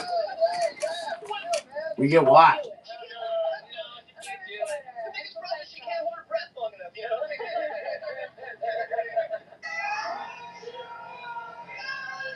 One of the questions that Bejan and Nelson anticipated getting from audiences was, if the Ninja Turtles are indeed turtles, then where are their shells? Not just a clever name for the show itself, coming out of their shells. No. I see what you're saying. During rehearsals, That is a trading card from the Art of TMNT. That's the real boy. That's the big boy you're talking about. Initially, they intended the suit design to look That's. that were featured in the live action. Hope you're doing well, dude. To that end, the shells were What should I start this raft for, guys? What do you think? glitter armbands and denim vests with See, shell 50% off would be $175. That's a steal. $175. Oof. Well, we got the dollar folks in the chat. Vocal coach Nelson. Been doing great, Vats. I hope you are, man. Just cruising along here. I'm going to be moving to New Hampshire at the end of the month, which is going to give us a lot more opportunities turtle-wise, which is awesome. To respond when the turtles asked a pre-recorded question, all in the service of maintaining the illusion of reality. The tour officially kicked off in September of 1990 at Radio City Music Hall. Broke up with my girlfriend. And I'm not that married to North Carolina. I've been wanting to go back up north for a while. It is what it is, man. No worries. Wanted to go back up north for a while, and it just so happened one of my friends had a room, and I was like, it was just serendipitous, and like the owner of Jetpack Comics is excited to work more closely with me on this and stuff. Like, we're gonna have a good time. September, the final U.S. performance took place at the Saratoga Performing Arts Center in Saratoga Springs, New York. If you weren't around to catch the tour live back in the 90s, or you want to relive the experience to convince yourself that it actually happened, the Radio City Music Hall debut performance was released on VHS in 1990, as well as a 30-minute making of video that showed the Turtles writing songs and working on the show. Oh, thanks, Athena. The idea that the Turtles are real. As of this video, neither have been officially released on DVD or Blu-ray. That said, you can easily find both here on YouTube. Saratoga Springs is the end of the first tour, but not the end. That means a lot to me. I really appreciate that. That's huge. Getting Down in Your Town kicked off in 1992. Just for that, we're gonna run this half off. See how it goes. Fewer dates, less performers, and a similar set. Once again, produced by Steve Lieber and Bob Bejan. New songs included the title track. He is. I don't know how much Mango. I think I'm going to take a break and fly solo for a while and stay focused on this and you guys. I know that sounds stupid, but Written by Bejan and director Tom White, the new show replaced April O'Neil with fan favorite Casey Jones. Because it's funny, I've already got several ex-girlfriends coming out of the woodwork, being like, "Oh, hey, how you doing? I heard you coming back." I'm like, "Here we go." Sporting a generic goalie mask that he never removes instead of his signature skull mask from the comics. It sure would, Athena. Other than in-stadium merchandise like that's right. Chuck's light-up katanas and Ninja Who needs girls when you got turtles? Actually tied to either tour. Between the merchandise that was already on the market and Pizza Hut's own promotions, it was more practical to capitalize to ticket buyers. But the children of yesterday. You don't know. You're more looking for TMNT. Used to be quite the player. Not in my old age. That have previously been decided as bad or campy or childish or awful or 2020 NECA Toys shocked the world with a San Diego Comic-Con exclusive 4-pack featuring the turtles in there coming out of their shells. Costumes, all 4 7-inch scale turtles. Their signature outfits, instruments, and headsets. As of this video, no word on April, Splinter, Shredder, or barely on model Casey Jones. We live here in the future, so I don't have to tell you that the Ninja Turtles franchise survives a live tour, regardless what anyone writes about it in their Sternly retrospectives or YouTube primers. Reviews in 2024 built the best box office sales in 1990. The Getting Down in Your Town tour ended in 1993, the same year Teenage Mutant Ninja Turtles 3 was released. The animated series lasted for 3 more years, ending in 1996. The television and live action one more time for a season of Next Mutation, produced by Saban Entertainment, featuring a crossover with the Mighty Morphin Power Rangers. So this is a Jetpack exclusive for Volume 5, Number 1. It obviously is a throwback to this cover, 2009, Laird sold the franchise to Viacom, who gave it to Nickelodeon for 5 seasons. which, you know, 2017. They returned a throwback to this cover. 2014 and 2016 films, another reboot in 2018 with You Rise know? of the Mutant Ninja Turtles. Most recently, Kind a of substantial like reboot throwback in skis. 2023 as they once again made their way to theaters That. with an animated feature called Mutant Mayhem. The exceptional performance of that film once again reset the brand for a new generation. Word on the internet is that Michael Bay is currently developing a live-action movie as well. Perhaps this time they won't ignore the formative chapter that saw them travel the globe, singing and dancing as they deliver the message that music is stronger than any weapon, especially when amplified with power. Walmart Plus has never paid How many people in here? 9? Prime has.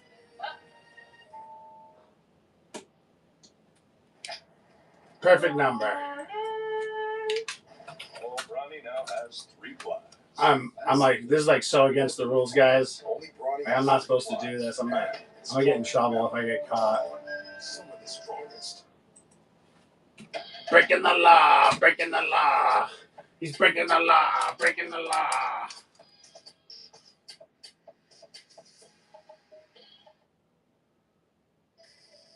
Why wait 4 years to start your career? At Universal Technical Breaking the law, breaking the law. Gotta get in trouble with his boss. Pop trouble with his boss. hands-on training for real careers. That's right, guys. Visit uti.edu. For you, I bring the fun. It was the best of Turtles, it was the worst of Turtles. It was the Oh, we're getting gonna be a Steeler. It was the epic of mutants. Oh, he's back in. Cowabunga, it was the winter of bummer, dude. We had everything before us. We had nothing before us. In short, the period was so far like the present period that some of its noisiest authorities insisted on its being received for good or for evil. Hey, congrats. GG's, you I'm two. Dan Larson, and this is the history of teenage Welcome back to the Mutant Wars Club, Turtles 2, Athena. The Secret of the Ooze. Great job, you two. Still probably the cheapest books ever been sold.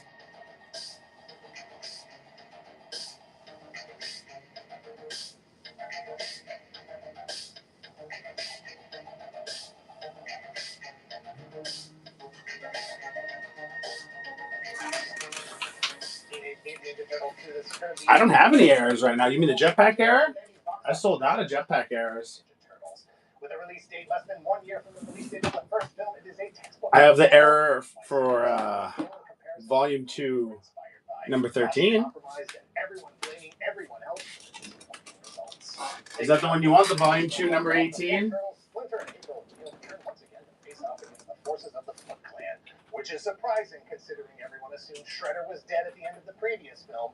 And that the Look Foot at this, Clan was 9.8 this time, Shredder white has pages superhuman Michelangelo. thanks to the We normally run this for Professor Perry, $275. The lab where the mutagenic ooze was developed 15 years ago. They used the ooze to create 2 monstrosities, a mutated There he snapping goes. Toka and a wolf named Razar. The turtles will have to dig deep inside themselves to find the strength to overcome their own personal demons and once again defeat Shredder, his monsters, and the Foot. Because in this life, there's only one winner. And you better aim straight so you can hit the center. In it to win it with a team of 4 Ninja Turtles that you gotta adore. Woo. We have previously covered the 1990 film Teenage Mutant Ninja Turtles as well as the overall franchise itself. Check out those videos if you want some more detail leading into this video. The quick version is that the original movie called Teenage Mutant Ninja Turtles was released in 1990, which was based on the comics that began in 1984, the cartoon that began in 1987, and the toy line that began in 1988. Riding a nigh unprecedented wave of popularity for a pop culture brand, it made over $200 million worldwide against a budget of just over $13 million, and reinforced the Ninja Turtles' position as one of the hottest, most influential, and most lucrative brands in American pop culture. And that caused problems, because the target customer was between the ages of 3 and 10 years old. Some people were concerned about the negative influence the Turtles were having on some kids, and as someone who was working And Volume 5 was a great deal. This movie was released, I can tell you that those concerns were justified. Teachers, child care providers, parents, movie theater ushers all raised concerns about the degree to which kids, especially after the release of the first movie, were not only looking to the Turtles as role models, but mimicking their ninja behaviors on other kids, furniture, and movie theater ushers. They don't provide turtle toys or child care centers like Children's World that talk to kids. The Mikey?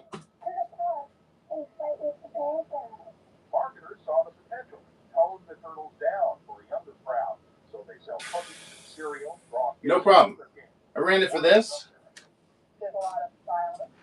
Doesn't seem to connect and now it's yours. much of a plot. Others countered these concerns by Thanks, dude. Appreciate you. kids to stop ninja kicking everything. Settle down and Appreciate you supporting the show, man. Ninja stars at the dog. You know, be a parent instead of making a bunch of rules so other people have to do it for you.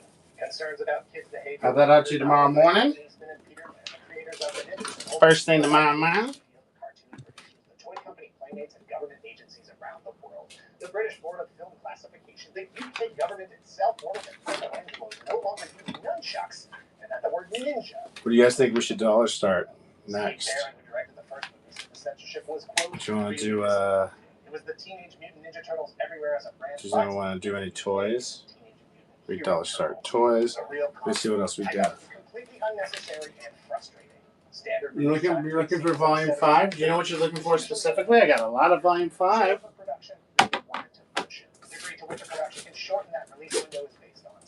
Like I got early issues. Some Splinter, a little bit of that, a little bit of that. Customer excitement for the franchise. Turtles were hotter than hot coming out of the release of the first film, but there was no way to know how much longer that heat was going to Oh, you want me to run the 9.6 volume 5? I got you. Let's take a look here. Nightmare on Elm Street movie in 7 years. The first thing they were going to have to address was the tone of the film. Despite the realism and violence of the first one, that wasn't going to work. Book itself is hard to find, and then it's got a pretty good grade on it. Original black and white comics, because that's where the largest audience was, and that theoretically is where the most. Let's see who's sleeping. 3 of the 4 turtles were no longer going to be able to use their signature weapons to actually hit bad guys. In fact, they were rarely going to use them as anything other than costume decorations. Donatello could use his bow staff, but at no point would Leonardo be able to go slashing through crowds of foot ninjas. The original Great price. Kevin Eastman and Peter Laird published through It's over half off on that one. were for an older demographic than the cartoons, while the first movie pulled its story. Congrats, Athena. It's the cartoon. Maybe I'll see you tomorrow. A tug of war between the two worlds carried through every aspect of Appreciate you as always. Thanks for Peter supporting the show. Antics of characters like Bebop and Rocksteady. Characters who were created to satisfy the action figure and cartoon producers, but moved the franchise away from the gritty realism of the original comics. Characters that weren't completely owned by Eastman, Laird, or New Line Cinema. Fans, on the other hand, assumed the next movie would obviously introduce the next 2 most iconic characters associated with the brand.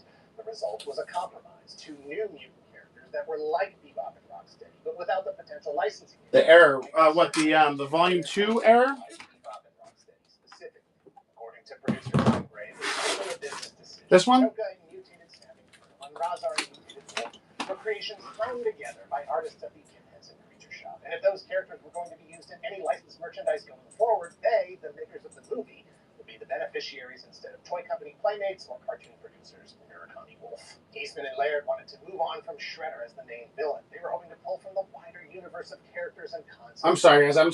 This chat sometimes freezes on me. Then I got to catch up. Status as a focal point of every other aspect of Turtles-related media. In the original comics and the animated series, the Turtles face off against a robotics inventor and scientist named Baxter Stockman. His robotic creations called Mousers are part of the iconography of the Turtles brand. The producers of the film thought building all those robots and shooting those kinds of scenes sounded expensive for their budget and time-consuming, which they could afford even less. Bringing Shredder back was way easier and cheaper. Any scenes that might have originally been intended for Baxter were changed to Professor Perry. Time and budget rule all things, and nearly all of the changes... When you said run the error now, were you referring to that book? I'm sorry, I missed that. I was playing a little catch-up on the chat. Revealed that the secret of the ooze was that, just like in the comics, it was created by an alien race. It could have set up a third movie seeing the introduction of the aliens with their robotic bodies and alien cockpits set into their stomachs, and of course the iconic Krang as the final big bad villain. And I'm sorry I missed that, Athena. Like I said, on PC, the chat sometimes gets stalled. Aliens as well, and maybe even Fugitoid. Even after he was changed from Baxter Stockman to Professor Perry, he was still intended to reveal the alien origin of the ooze and his own identity as an alien. But fans of the cartoon, the target audience, may have thought Perry was Krang all along, and that might have created confusion confusion as they know him as a villain through and through.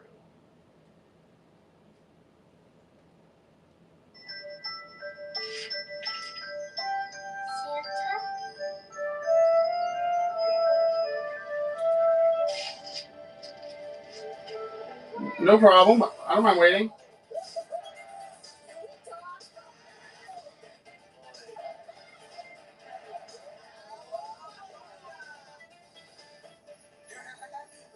Teenage Mutant Ninja Turtles 2: The Secret of the Ooze, a perfect holiday gift, rated PG. Oh, tell me if it's my package.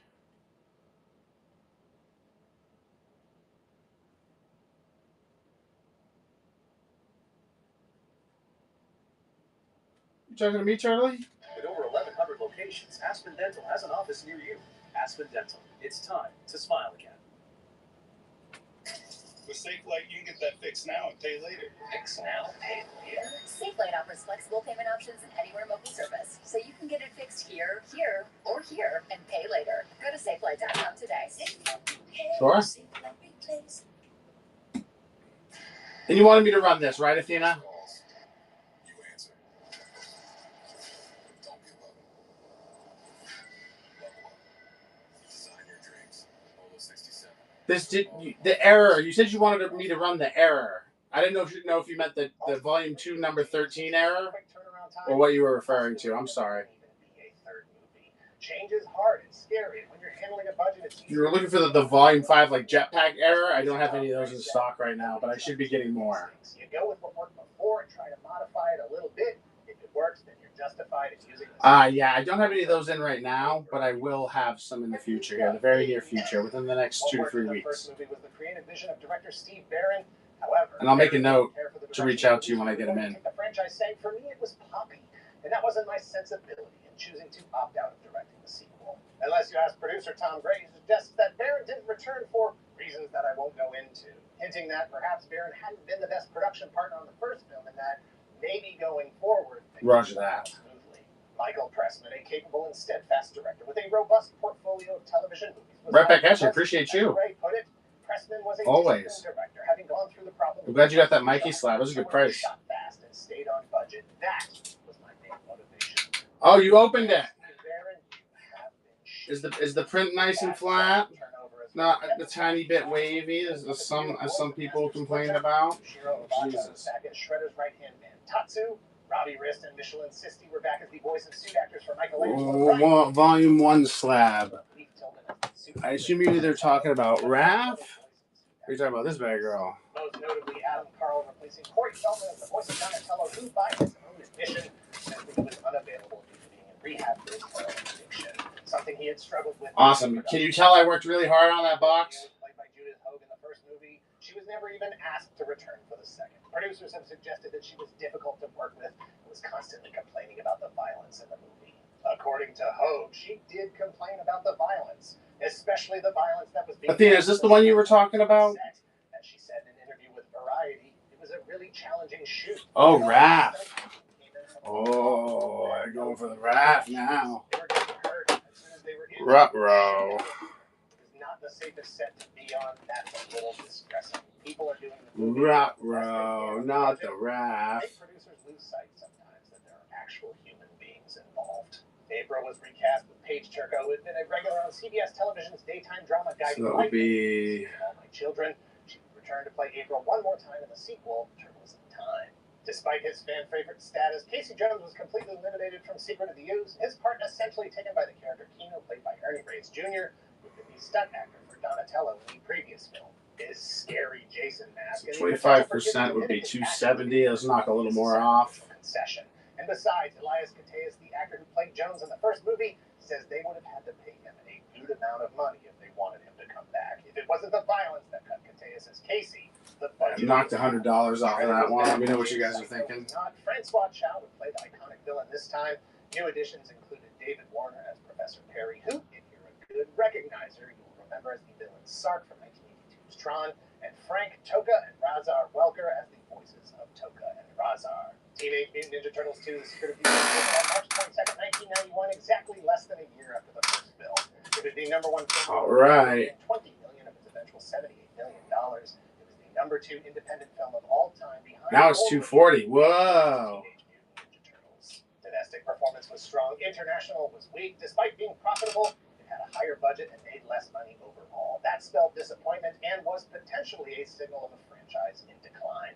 Producer Tom Gray said it was a race against time to get it out 1 year after the first one. When you do that, you really have to compromise. Gray points to several factors for the decline beyond the rushed production schedule, not the least of which was the entire production getting hijacked by the music department securing an appearance by the hottest act in pop music at the time, Vanilla Ice. Everyone just kind of threw their hands up in the air and waved them like they just didn't care. You should have one. I think it's 5% off. Dance fight. The cartoonish nature turned all the way up thanks to Vanilla Ice's hair. Hip-hop dancers kicking it to DJ Earthquake's cuts while two Muppet monsters belch out a bass line. No self-respecting adult could endorse this kind of a cinematic offense as worthy of the Teenage Mutant Ninja Turtles. Playmates, the company that made Ninja Turtles action figures, had conspicuously not released any toys based on the movie the previous year. Executives at Playmates were actually concerned that the live-action film was going to destroy the turtle business altogether. They made up for that this time around with a series of movie star turtles featuring likenesses that were a bit closer to their on-screen counterparts than anything they had produced before, as well as packaging that tied in with the movie and molded in a soft rubbery material that was probably pretty close to the movie suit materials, if not an actual human-sized mutant turtle. We don't know. Super Shredder, Toga, and Razar also got figures. They're all kind of like the movie designs, but filtered back through the Playmates action figure aesthetic. Because, again, the theme was compromise. Playmates knew who their customer was and wanted to deliver something they recognized. Stick with what works, make minor changes. Yeah, guys. What do you guys think? Consensus. Fans would have to wait until 2021 for NECA Toys to produce movie-accurate figures of Super Shredder, Toga, and Razar. Even longer for figures of the Turtles themselves. Details and pre-order were announced in 2022. Figures should be out in the future. Archie Comics, in association with Mirage Studios, was back with another movie adaptation. Licensed Turtles merchandise was already stocked at every aisle at every store. Some of it would now feature the logo from the film and images of the live-action suits. Secret of the Ooze came home on VHS in July of 1991. The DVD would follow over a decade later in 2002. In 2009, it was re-released on DVD and Blu-ray as part of a 25th anniversary celebration. 25 years of the creation of the Turtles and their first appearance. Oh, that's cheap. In 1993, 2 years after Secret of the Ooze, a third Ninja Turtles movie, Turtles in Time, arrived in theaters with predictable diminished returns, making only $54 million against a budget of $21 million, a sign that the Turtles' expiration date might be approaching. And in 1996, the original animated series came to an end. In 1997, they all but guaranteed it with a I'm thinking 200's probably close to my bottom on that. And even then, that's really pushing it. That's real cheap for that book.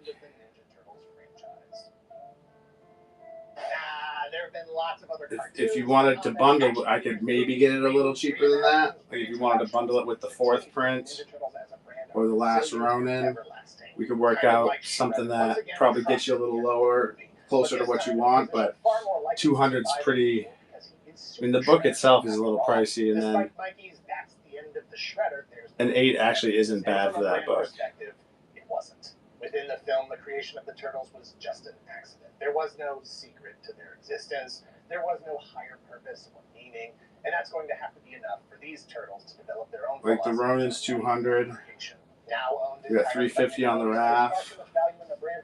I could like do them both The Secret of the Ooze is for 350.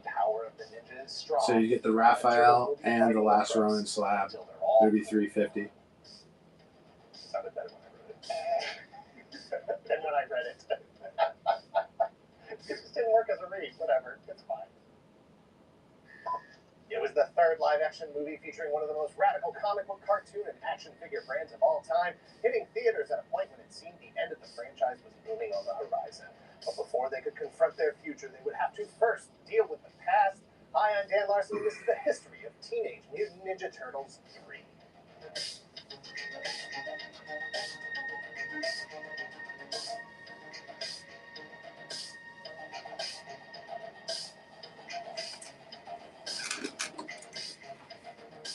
Teenage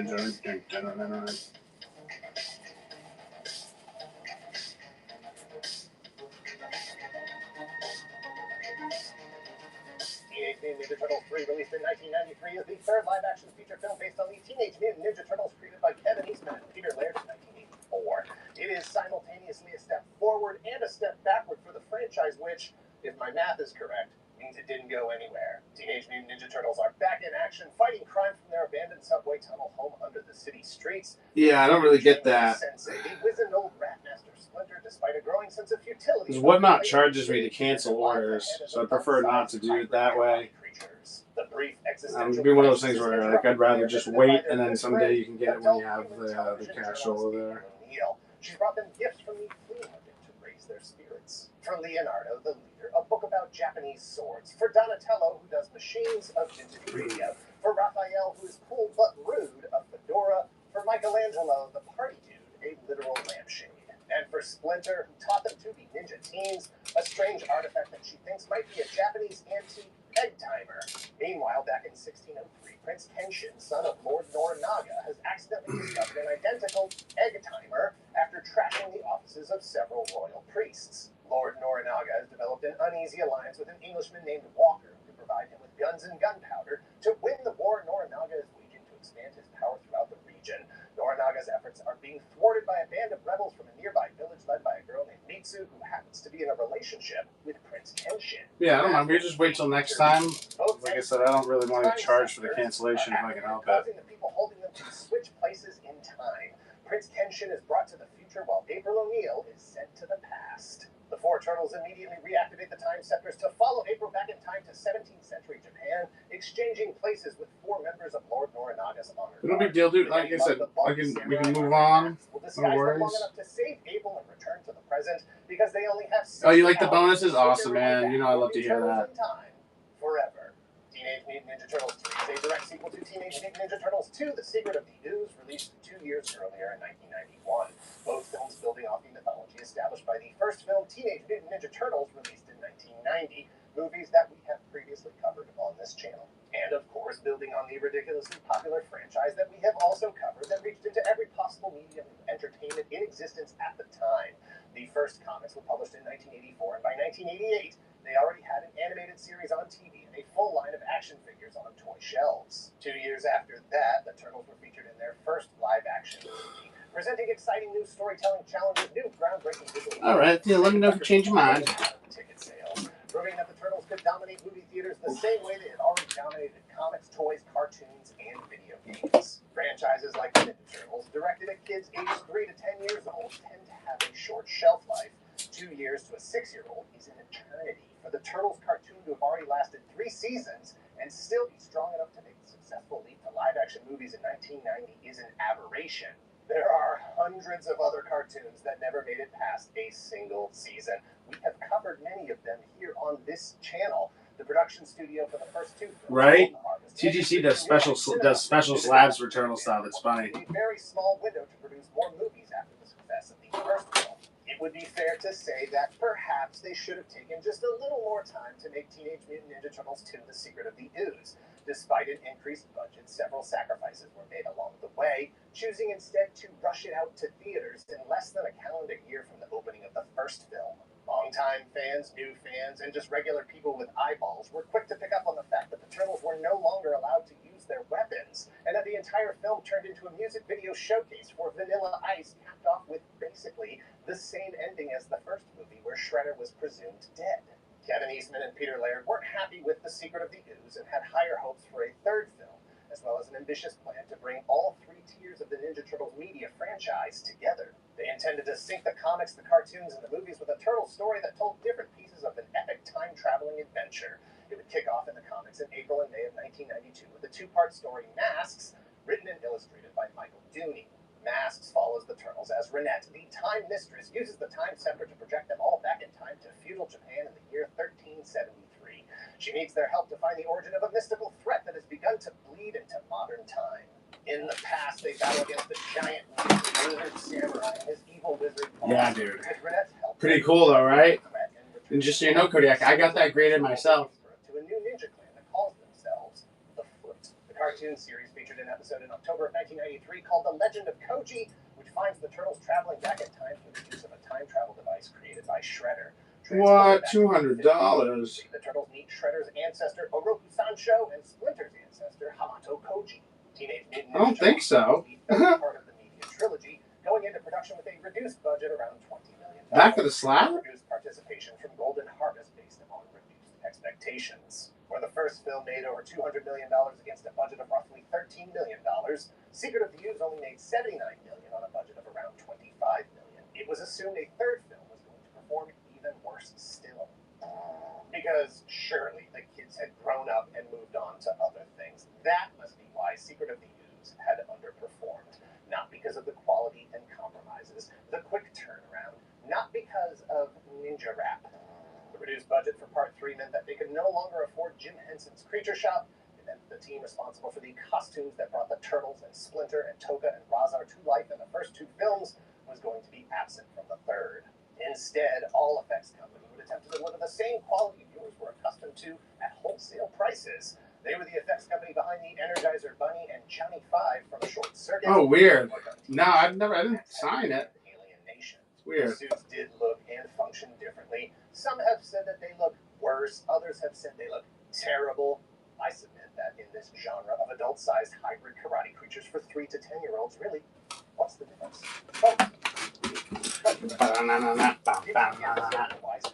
Monster cartwheel ninja kick a dude in the face or not?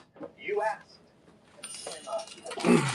A reduced budget also meant that some considerations were going to have to be made to potential characters and storylines that might pop up in the movie as part of the comics movie cartoon shared storyline. The giant reptilian samurai, the devilish sorcerer, and Vanessa Time mistress from the comics were all definitely getting dropped. The fire-breathing dragon from the tsunami box in the cartoon wasn't going to make an appearance, but the artwork in Norinaga's temple in the movie clearly depicts the 4 Ninja Turtles, suggesting that they have been here before, and as Norinaga himself states, these demons defeated his ancestors and have come back for him.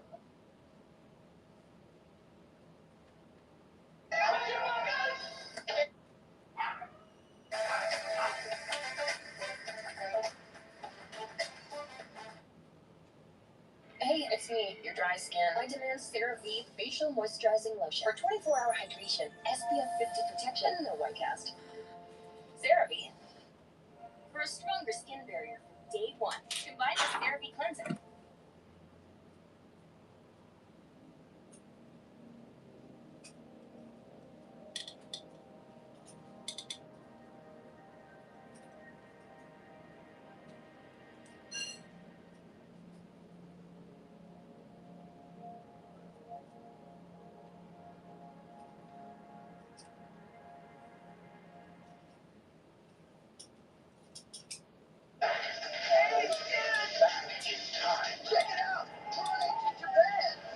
Cinema presents It's Wet Willy Time. The greatest pizza twirling, sword swinging, hold these, and banging.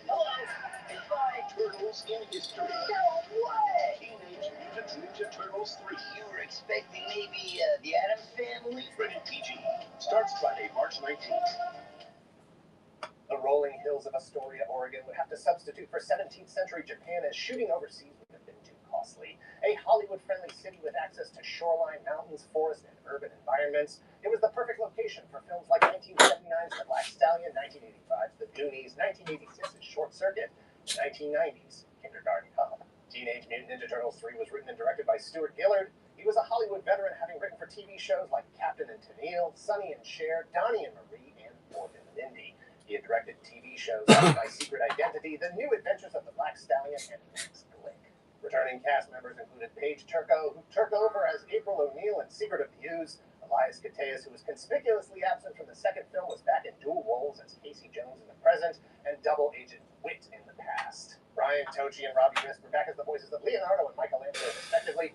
Corey Feldman was back as Donatello. Well, guys, I'll probably cut it off here. New to the series were Tim Kelleher. We've reached the James Murray, end there.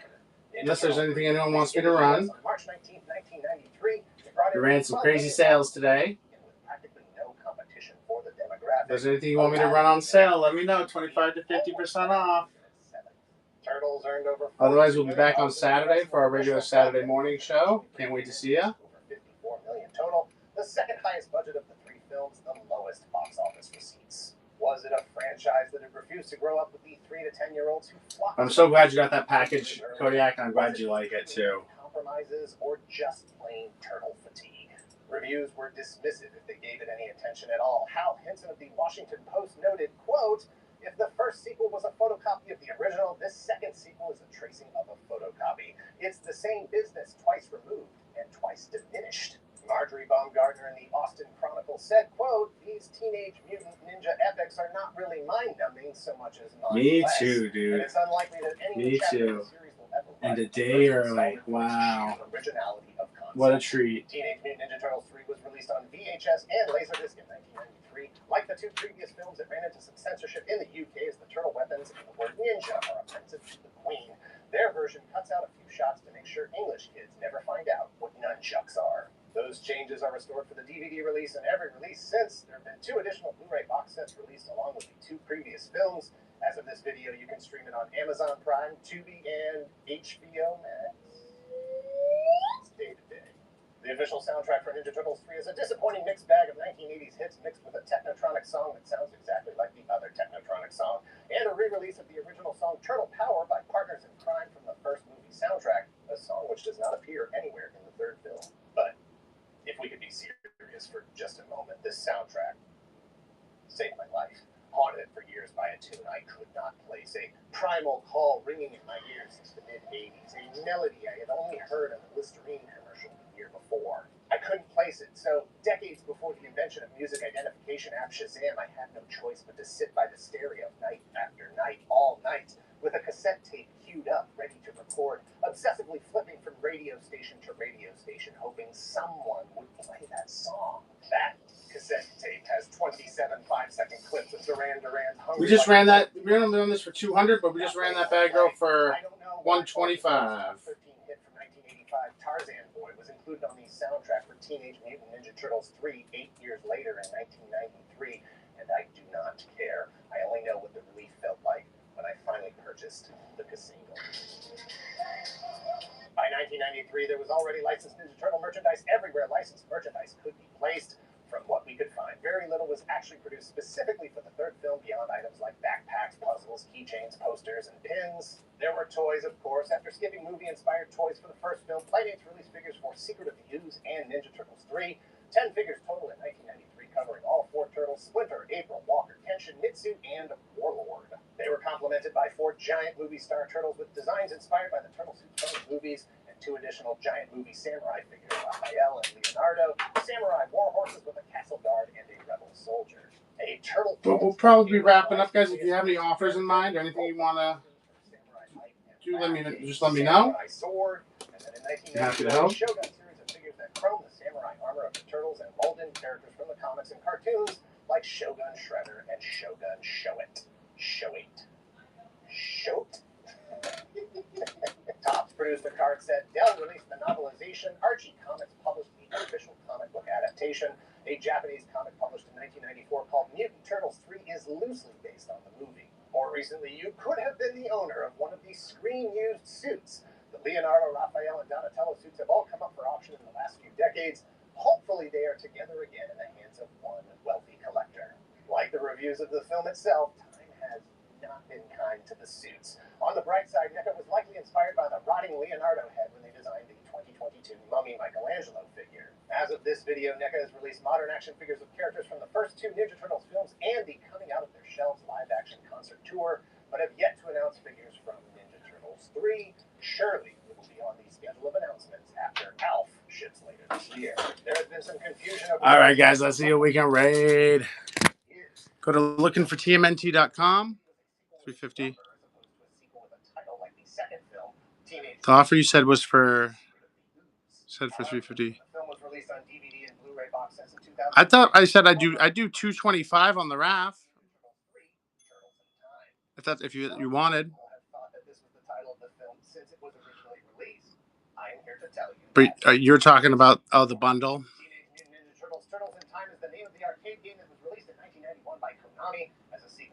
You want to do? You saying you want to do 300 on it?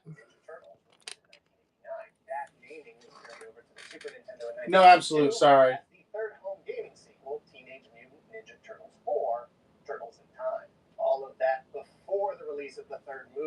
So you want to do the bundle? It was the Wrath Totally wrong. Ninja Turtles 3 did not kill the Ninja and the Last Ronin, right? You wanted to do that for 300? Ninja Turtles as the once dominant franchise that it was, many normal kids grew up and moved on to other things. That said, plans were being made for a fourth film, and if things had gone just a smidge differently, it is likely that it would have been released in 1996. No problem. So it's this Last Ronin here, Tentatively titled Teenage Mutant Ninja and then Turtles Raphael. or Teenage Mutant Ninja Turtle 4, The Football I'm just gonna run them each for 150, and that will equal 300. secondary mutation that also endowed them with new powers. There was a potential fifth turtle named Kirby, and the whole thing would have taken place in a post-apocalyptic world where Here's the Wrath. April existed, but none of that ever happened. Instead, the next mutation was used for the 1997 live-action Saban-produced series that introduced fifth turtle Venus de Milo. Congratulations. Enjoy. Later, the turtles I'll miss it. animated, but still, it counts. TMNT was intended to be an official, unofficial sequel. That's part of life. Congratulations, dude. Enjoy this. Try to create it myself. And 150 for the Last Ronin. This is, at the very least, a timeline where similar events occurred prior to this film. The Turtles, Casey, and Yep, my last graded Raphael. We started with 3. We started at the top, now we're here. But thanks so much, Athena. I really appreciate the support. I'll have this out for you tomorrow morning. It is likely that the franchise would have continued on with animated And great taste in bucks. Turtle franchise by Viacom in 2009. Then First appearance of Casey Jones. live-action animated movie franchise in 2014.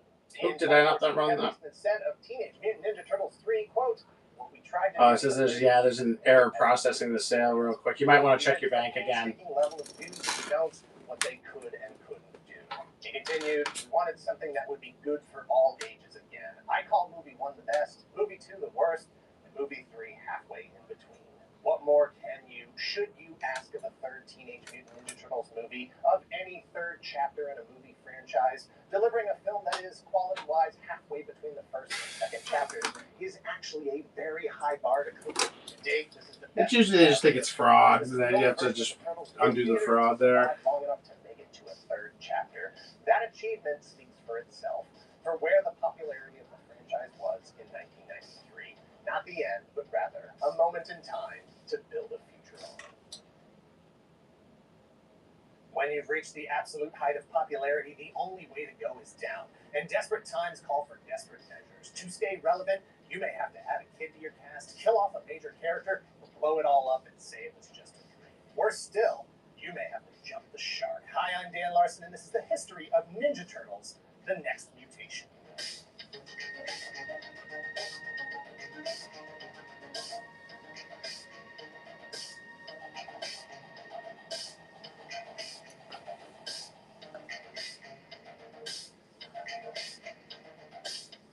Oh, there you go. That's all set. Now I'll just run this one for you for 150. Ninja Turtles: The Next Mutation is a live-action television series that ran 26 episodes from 1997 to 1998. It's always the banks blocking it. Extreme franchise-altering ideas getting turned down in favor of the only one that was literally better than nothing. A team of vigilante superheroes made up of 4 teenage mutant ninja turtles. Oh, you got a coupon for that you could use on this slab here. Let me see, I'll run it for 150 for you again. Trained to fight evil by Splinter, a mutated rat who also acts as their surrogate father. Splinter dabbles in meditative astral projection, allowing his mind and spirit to leave his body for another plane of existence. One day, while taking an out-of-body stroll through the dream realm, Splinter receives a warning from his friend Chung-E that the dream realm is becoming unstable and that dragons are coming. That's bad. Splinter soon encounters a new terrible evil creature called Dragon Lord, the leader of a clan of dragon-like humanoid warriors who... I think you go into your wallet. If you click on your wallet, it should be in there. Through the realm of dreams. That's worse. The only ones who can stand in their way are the 4 original Ninja Turtles, Leonardo, Donatello, Raphael, and Michelangelo, with special assistance from Chung-E's adopted daughter, Venus de Milo, whom he taught the art. Yeah, if you look into your... Born and raised down the street in Chinatown, she also... There should be a thing that says wallet. ...the 5th mutated turtle from the same incident that created the other 4 hero turtles and Splinter. This team is older, wiser, more experienced, and packed with 25% more turtle power than ever before. Ninja Turtles: The Next Mutation was produced by Saban Entertainment for the Fox Kids Network, the producer and network of hit kid shows like Mighty Morphin Power Rangers and X-Men, the animated series. The Next Mutation was inspired by concepts that were potentially going to be featured in a fourth Ninja Turtles movie slated for release in 1996. Ninja Turtles co-creator Kevin Eastman was desperately trying to get another film out to keep the brand alive and the people who produced it employed. The Ninja Turtles burst onto the pop culture scene in 1984 with the publication of the first issue of the comic book. By 1987, they had a Saturday morning cartoon. By 1988, a line of action figures from Playmates. And by 1998, a feature film, a touring musical show, and a breakfast cereal. Two more movies in 1991 and 1993 were met with diminishing returns. The market was saturated with Ninja Turtle branded merchandise when it was suddenly overtaken by a new karate-kicking phenomenon, Saban's Mighty Morphin Power Rangers. The Turtles were on the verge of being replaced due to oldness. 10 years is a long time for any brand to stay popular. It's an eternity for a brand marketed to children. Most kids have a 2 to 3 year window of attention at best as they grow up and discover other interests. To have been so popular for so long speaks to the Ninja Turtles' ability to hold on to the original audience while engaging new fans. But after nearly 200 episodes over a decade of comics and hundreds of Did you figure it out? that already explored nearly every iteration of the Turtles you could imagine, the creators were running out of ideas. Some of the concepts that were being considered for a fourth movie included the return of Super Shredder. I think it should be at the bottom where it says promo code, maybe. Evil April O'Neil, and second generation or next mutations for Splinter and the Turtles. Splinter would have become like the Hulk, where he could voluntarily become a muscular super bat. Leonardo could activate metallic skin like Colossus from the X-Men.